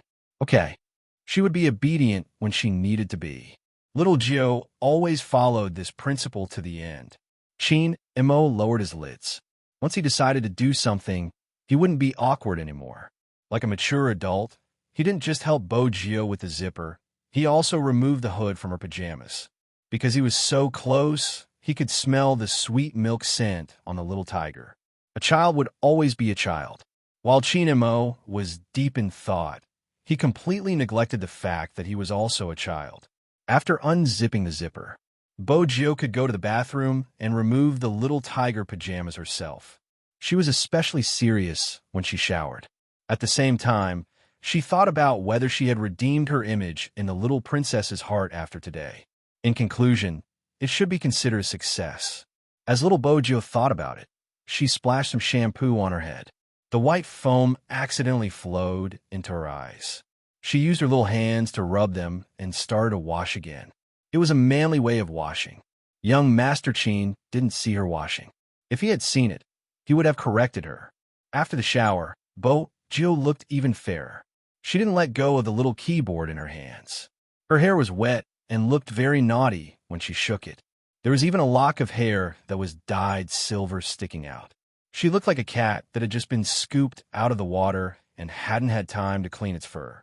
There would always be a cat that wanted to dress up as a little tiger. This was the perfect example. Chin Mo glanced over. In the end, his gaze landed on the hair that was dripping with water. This time, the person didn't go under the blanket. Chin Mo knew the reason clearly. Yesterday, because he had spoken, she had been afraid to disturb him. Hence, she had slept like that. With this thought, all of Chin Mo's impatience disappeared. It was obvious that the little tiger didn't know how to dry her hair. She held onto a towel and rubbed her head randomly. She coughed from time to time and hummed a tune. In the end, Chin Mo couldn't stand it anymore. "Come here." When Bojio heard this word, she was confused. Then, she walked over with a confused expression. Chin Mo didn't say anything. He took the white towel over. His aura was cold. It was a deterrent. Children are like that. Perhaps, sometimes they might not necessarily listen to adults. But when he met someone of the same age who was colder than him and couldn't see through him, he would subconsciously listen to him. Young Master Chin's aura had never been a joke since he was young. In the military compound, no matter how much those naughty kids liked to cause trouble, they would subconsciously restrain themselves in front of him. That was why all the grandfathers in the courtyard called him the Child King. Of course, one couldn't just rely on one's temperament. There was a certain amount of fist power in it. Chin Mo wasn't the kind of person who wouldn't fight. It was normal for boys to behave this way, but his style had always been different from hers. Bojio was convinced. It was the kind of coldness that emanated from the inside out after one hit that made people not dare to stab him again. This was the voice of a brat from a certain military compound. Chin Mo had never imagined that there would be a day when he, the king of children, would have to take care of a child. After he took the towel, he thought of something else.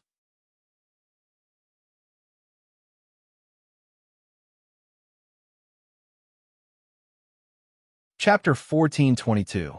When Chin Mo realized this, his fingers paused decisively. Then he said, "Sit there." Bojio didn't understand what the little princess was thinking. She hugged the little keyboard and sat at the designated spot. Her head was covered with a towel. Following that, a very gentle force was exerted. That kind of strength could easily make people drowsy. Coupled with the fragrance of a shower gel, it made him feel even more comfortable. Bojio hugged the little keyboard and wore her pajamas. The way she allowed him to wipe her hair was very adorable. But life depended on one's skin. Bojio wouldn't give up any chance to make a move. When Chin Mo wiped her hair, she played with the corner of his shirt. When she was discovered, she met his cold eyes. Then she smiled, revealing her little canine teeth. She lowered her head and continued playing. Chin Mo wasn't going to play tricks with this little tiger on this matter. In any case, she had already done things that were worse than that. Halfway through, the person in front of him coughed even more violently. Even her breathing became unstable. Chin Mo thought for a moment and fed her a lozenge. After taking the medicine and taking a shower, she could officially climb into bed. Bojio was a little sleepy. She probably wasn't feeling well. She really couldn't sleep. When she saw the little princess take a blanket to the sofa, she felt a little depressed. Although she had expected that the little princess wouldn't like to sleep with her, she didn't think that he would like to sleep with her. But when she saw this, she still felt that she hadn't tried hard enough. Once she recovered, she would force herself on him. She couldn't do it now. She might infect the little princess. Bojio thought about this and decided to hug her little keyboard to sleep. Chin Mo lay on the sofa. There was only one wall lamp left in the entire bedroom. It was still snowing outside. When the owl flapped its wings, it would always move the snow on the Christmas tree. Occasionally, there would be the sound of a dog barking outside. These sounds had a hypnotic effect, but anyone who had a cold or fever would know this. Fever was never something that could be cured in a day, especially a child. Moreover, Bojo was obviously suffering from fever. Otherwise, she wouldn't keep coughing. In reality, she wouldn't be able to sleep well. Bojo realized this too. That was why she hugged the little keyboard and tried not to cough. It would disturb Momo's sleep. Just as Bojo was thinking about this in a daze, a fair little hand landed on her forehead. After feeling the slight heat, her cold little face was even colder than before. It must be a little fever. Fortunately, it was not a high fever. Chin-mo walked to the side and brought a cup of warm water over. He knew that the little tiger wasn't asleep, so he reached out and pulled her up. Momo. Bojo's eyes were still wide. Chin-mo placed the cup in front of her mouth and said only one word, drink. Bojo lowered her head, her stomach rumbling. After she finished drinking, he gave her some more medicine and used his left hand to touch her forehead again. Bojo was very obedient. Chin-mo glanced at the things in her arms. The keyboard is cold. If I don't hug something, I won't be able to sleep. Bojo said whatever was on her mind. Momo, why don't you let me hug you?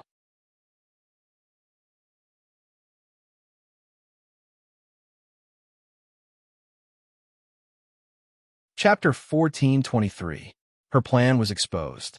Bojo felt a little regretful. She changed to another object, but the effect was the same. He probably noticed her discomfort. Chin-mo asked casually, "Can't sleep?" MH. Her voice was a little muffled. She probably wanted to cough. Chin-mo walked over and poured another glass of water. But this time, other than water, he took a book from the bookshelf. That book was the one he read every day. Bojo recognized the page. The little princess had been reading it yesterday. Move over a little. Chin-mo stood beside the bed. His expression didn't change much. But when Bojo heard these words, she instantly became lively. She moved her small body to the left. The space wasn't just a little. After she finished this action, she promised seriously, Momo, don't worry. Even if we sleep together, I won't touch you like I did yesterday. Don't be afraid. Chin-mo's hand that was lifting the thin blanket tightened.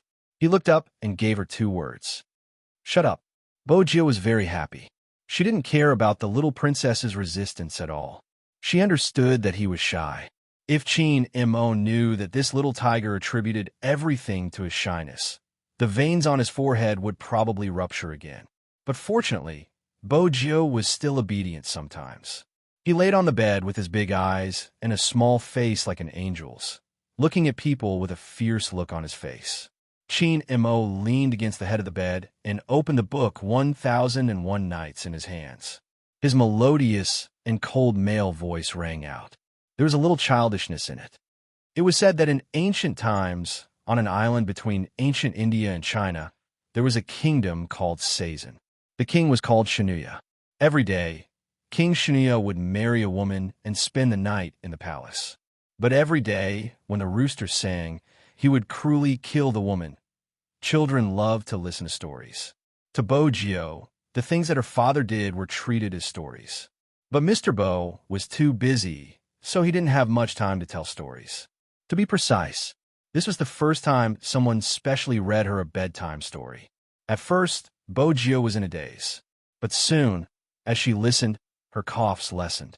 All her attention was focused on the little princess's side profile and the fascinating story. Time passed bit by bit with the flow of the moonlight. The 2 of them were different from the others, probably because they were too similar. No one would read him a bedtime story. He looked like a little prince, yes. He was a lonely little prince. Every night, she would read and sleep alone, although there was still no one to tell him a bedtime story. However, the little heater lying beside him and listening to him with her head tilted to one side made him feel that there was nothing wrong with letting her come over once in a while. The sound of reading continued. He had just read the 3rd story of the 1001 Stories. There were already people on the 1st floor. That person was none other than Mr. Bo, who was wearing a black trench coat with a bouquet of roses pinned on it. Originally, he was here to bring his little Geo back. Grandpa gestured for him to listen to the noises upstairs.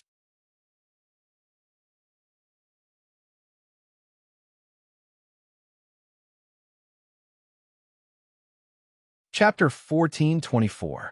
Grandpa smiled too. I heard from the butler that my grandson knew there was no one in the Bow family, so he specially asked him to send supper over. This morning it was funny. He was a little unhappy that your little tiger wasn't around. Mr. Bow tilted his head and lit a cigarette. No matter what he did, there seemed to be an uneasy aura around him. That's good. There have been many things recently. I'm sure that she is with you. Grandpa rarely knew what he was doing. He asked, "That's why you didn't go back to the castle?" Ah. Mr. Bow flicked the cigarette ash with his long and slender fingers. He suddenly smiled. "I'm not going back because I enjoy living off a woman. Of course, Mr. N won't understand. After all, my wife is too capable." Old Master and felt that it was enough to have such a friend despite the difference in age.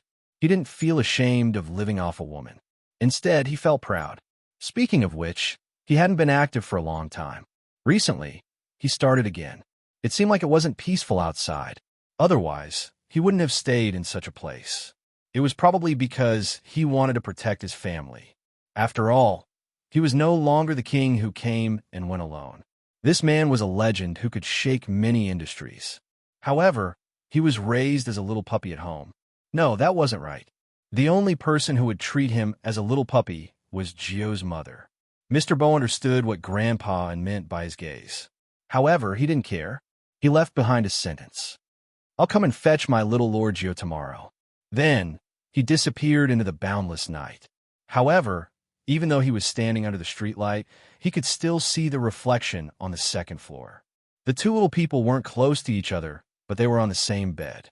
Mr. Bow smiled lightly. It was rare for his little Lord Gio to like someone so much. However, the kid from the Chin family was quite capable. He knew how to read stories to make children happy. He had never told his little Lord Gio fairy tales before. Mr. Bow stretched out his hand and flicked the cigarette, but into the rubbish bin in the courtyard. When he raised his lids, he realized that the lights in the house were turned on. He smiled. He was prepared to walk 2 rounds outside to disperse the smell of smoke before entering. First, he had to make sure that he didn't smell so bloody. Mr. Bow's legs were long. When he moved in the night, he was like an ancient night walker, landing silently. Soon, he changed into a new set of clothes in the basement.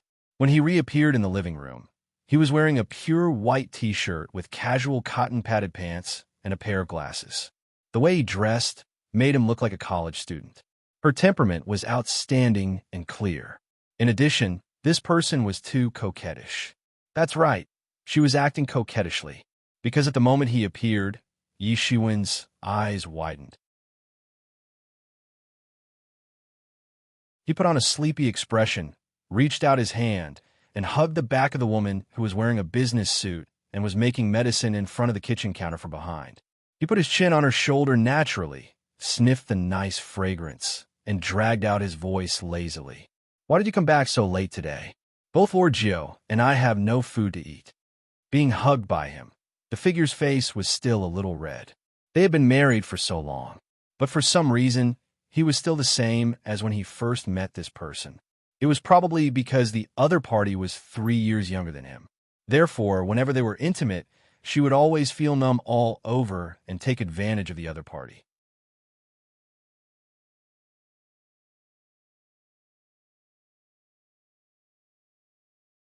Chapter 1425. Isn't there a nanny? As a female CEO who was good at handling company affairs, she was always exceptionally patient when facing her lover. She wasn't as cold as the rumors said, but her temperament was still there. When she turned her face, her figure was very beautiful. Mr. Bow didn't move his hand away. He seemed to know that she was uncomfortable, but his breath still lingered on her snow-white neck. The nanny doesn't cook well. As expected, the figure trembled. "I'll cook you some porridge." "I don't want to eat porridge now." The hint was probably too obvious because his slender fingers were already on the button of her suit. With a smile, his voice was a little deep. "Gio isn't here today." She couldn't resist that kind of temptation. Even if someone said that the person in that family wasn't as simple as he looked, she still couldn't resist. And he was like a little puppy in front of her, always making her comfortable. Only in this kind of situation would he show his ruthless side.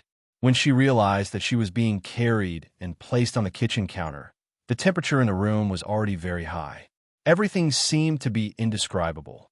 Only her heartbeat could be heard, and the feeling that she couldn't control it anymore. She didn't even have time to ask where he went today. She was brought into the entanglement of his whole body, probably because the two of them didn't know each other through dating. Hence, even now, sometimes she still couldn't let go. But the person younger than her didn't allow her to let go. He always thought of ways to make her lose her calmness. The sound of the button falling on the floor was very loud. This always made people feel ashamed. When a numbness hit her, she felt that the person was ridiculously mature. Having to be a little puppy. It was probably because the first time they met, the impression was too deep. She picked him up and brought him home. He was raised by her at home. It was as if it had naturally become her possession. From the time they met to the time they got married, it had only been 3 days. She had never asked if he was willing. Now that her daughter was already 4.5 years old, it seemed a little inappropriate to ask such a question again. But why was the person in front of her getting younger? On the other hand, she was already 3 years older than him. She was about to get old. She didn't know why, but he didn't seem to see it. Was it because young people had more needs? Thinking of this, it was inevitable that his thoughts would drift. He was unhappy that she wasn't paying attention. He bent down and bit her collarbone. "Mrs. Bow, is it because the temptation outside is too great that you can't even pay attention when you go home?" Shouldn't she be the one asking him this? He was still a graduate student. She had seen how hot the girls in the university were when she had driven to pick him up the last time. Those people didn't seem to mind that her Geo was still on top of his head. They say men with children are more attractive. Others said that it was impossible for him to have a child at his age. He really didn't look like a father. She still remembered the big and small pair sitting on the steps of a university, looking at her with the same expression. Their faces were full of pity, as if she would be a heinous villain if she stood them up again. 80% of Geo's personality was inherited from him. She also knew that when those hot girls from the university saw her picking him up, they thought she was his sister. However, she had never told him about this. After all, young graduate students were more likable. But he seemed to be very busy recently. Looking at the face in front of him that was obviously not in the right state, Mr. Bow narrowed his eyes and the strength in his hands increased. She still wanted to struggle. "Don't, clothes. There are many of these clothes at home." When their breaths were really hot, it was still snowing outside. In the darkness, only their body temperature kept rising. Her entire body was covered in a thin layer of sweat after being tortured by him. He pushed her long hair away from her face and allowed her hands to wrap around his neck. His gaze was as deep as the night outside. Honestly speaking, when would his wife stop thinking about age? He was younger than her, and it wasn't something he wanted. But in her eyes, he always seemed to be different. Mr. Bow laughed in a low voice and carried the exhausted beauty up horizontally. He returned to his little puppy image. The weather outside only cleared up the next day. When the sun shone down, everything seemed to be full of life. The European-style courtyard was always trimmed beautifully. There would definitely be lawns and trees. There would also be a white fence. There were green plants climbing on one side of the wall. Along with the sunlight, they formed fragmented silhouettes. Chinamo stretched out his hand to block, but he still felt that it was dazzling. This made him look down instinctively. He didn't expect to see a white and tender sleeping face. When a certain little tiger slept, she really looked like a little angel. Her eyelashes were very black and long. Each of them was distinct. When they fell down, they could even fall on her face. Her cheeks were chubby. Her mouth was slightly open, and she bit her thumb. She was very mischievous as she moved her thumb. Not only that, one of her hands was placed on his waist. She looked as though she was protecting him. Chinamo took a deep breath. Did this little tiger think that she was taller than him? Was that why she was hugging him like this? After calming his expression, he wanted to lift the small blanket on them and get off the bed. But the moment his fingers moved, he heard her call, "Momo." She didn't wake up. She had called out Momo unintentionally. Maybe she had dreamed of something. But that soft and childish voice made Chin Mo's heart soften, which he shouldn't have. He didn't wake her up. Instead, he stretched out his hand and placed it on her forehead. The two of them were very close to each other. They could touch each other just by raising their hands. For Chinamo, he had never been so close to someone of the same age. After testing the other party's temperature, he turned his face away. He didn't know why he fell asleep in such a position last night. No matter what, he couldn't let this little tiger know. It was a pity for our young Master Chin. Before he got to know a certain little tiger, young Master Chin never knew what a dark history was. But now, when he thought of the difference in their height, the fact that he was carried out of the bathtub by a little tiger yesterday, and the fact that the other party had seen him as a girl because of his appearance, Chinamo couldn't help but narrow his eyes. When he got up, he felt that his throat was a little uncomfortable. He loosened the collar of his pajamas and planned to wash up.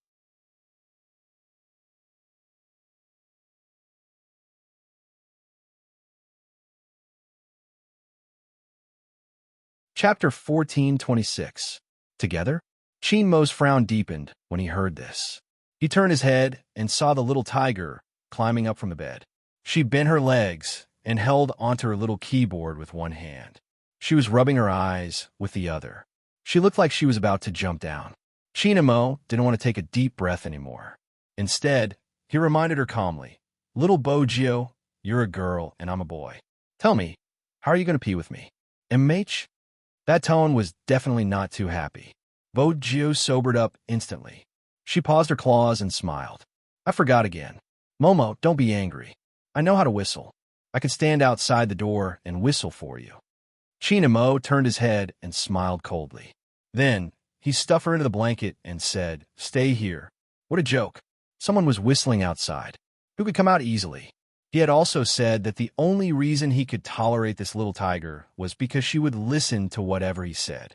When Chinamo finished washing up and came out, Bojio was still on the bed. She was probably too bored from waiting and was doing somersaults. When she saw that he was done, she rolled like a tiger and straightened her body. Chinamo didn't have extra slippers here, so he let her wear his. At first, he didn't want to care so much about her. After this person entered the bathroom, she lowered her head and started to wash her face. Chinamo pulled her back. He lowered his head and rolled up her sleeves in a few seconds. It was purely because he couldn't stand this idiot's actions. However, Boju realized something. Little Princess Chin's throat seemed to be uncomfortable. She couldn't have infected him, could she? As she was thinking about this, Boju wasn't very serious when she was washing up. She casually washed her face and ran to the study table. She remembered that the little princess had placed the medicine box here last night. At this moment, Bojio didn't recognize any medicine. Moreover, it was written in Chinese characters. She couldn't understand it, but she recognized the picture printed on it. Based on her good memory, she recognized the box that the little princess had fed her yesterday. Yesterday, her throat didn't hurt so much after eating this lozenges. After taking it out, he carefully dismantled one pill. Chinamo saw the little tiger's actions, but didn't pay much attention to it. He even felt that this little tiger was finally not stupid and knew how to find medicine for itself. But in the next second, Chinamo froze. That was because the little tiger used its height advantage to lift his chin and stuff a pill into his mouth. It was slightly sweet with a hint of bitterness. The taste of Chinese herbal medicine spread from the tip of his tongue.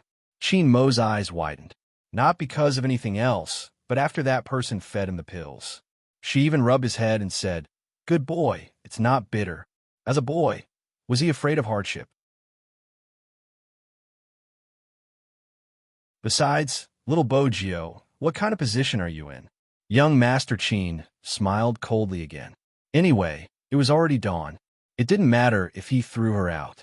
But before he could say anything, the little tiger looked at him with her big eyes and said, "Momo, you must tell me if you feel uncomfortable. For example, your headache. Yesterday, I had a headache and then a fever. The fever was too stuffy and I couldn't come out to play with you. But this is also my fault. I know that my body is too weak, but I still came to find you." Very good. Once again.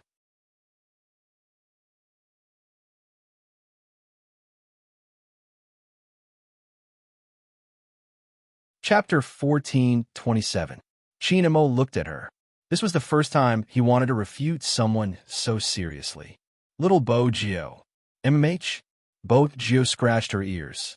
She wanted to touch his head, but the little princess didn't seem to like it. Hence, she could only retract her hand. Chinamo said coldly, I'm not weak. Remember this. Okay, you're not weak. But I don't want you to get sick, Bo Gio said logically. It's so uncomfortable to be sick. Not only do you have to take medicine, you can't go out and play. You can't eat meat either. You can only eat porridge and vegetables. It's so painful. If you get sick like this, my heart will definitely ache. Hearing this, Chinmo's gaze paused. He looked at the fierce little face under the morning sun. Maybe it was because the sun was too good today, or maybe it was because there was no impurity in those eyes, which made his heart feel warm. No one could notice his discomfort in time. Since young, his mother had been pampered like a princess by his father. Hence, she was always slower in terms of common sense. She wouldn't take care of him. He knew that he had never blamed anyone. But sometimes he felt a little lonely, especially at night, when he felt uncomfortable for the whole day. People would only know that he was sick the next day. That was why he gradually got used to it. When he was sick, it didn't matter if other people were around or not. Even his grandfather, who hadn't passed away, might not be able to notice it immediately when he was sick. But this little tiger knew and gave him a lozenge at the first moment. She even told him her heart would ache when he was sick. Chin Mo moved. His fingers instinctively wanted to hold on to something. It was her restless claws that entered his hands. It was soft and suitable for his hands, except for the fact that she was taller than him. Actually, this little tiger was quite pleasing to the eye. When she didn't speak, she was very obedient. As for other aspects, he could teach her slowly, since she was the one who took the initiative to come to his side. He had no reason to reject her. It wasn't right. Anyway, her parents didn't care about him. It wasn't a problem for this person to belong to him, although he didn't have any specific concept of raising a child. But it shouldn't be difficult to raise such a little tiger. What's more, a certain someone was stupid enough to want to buy him. Chinamo seemed to have confirmed something.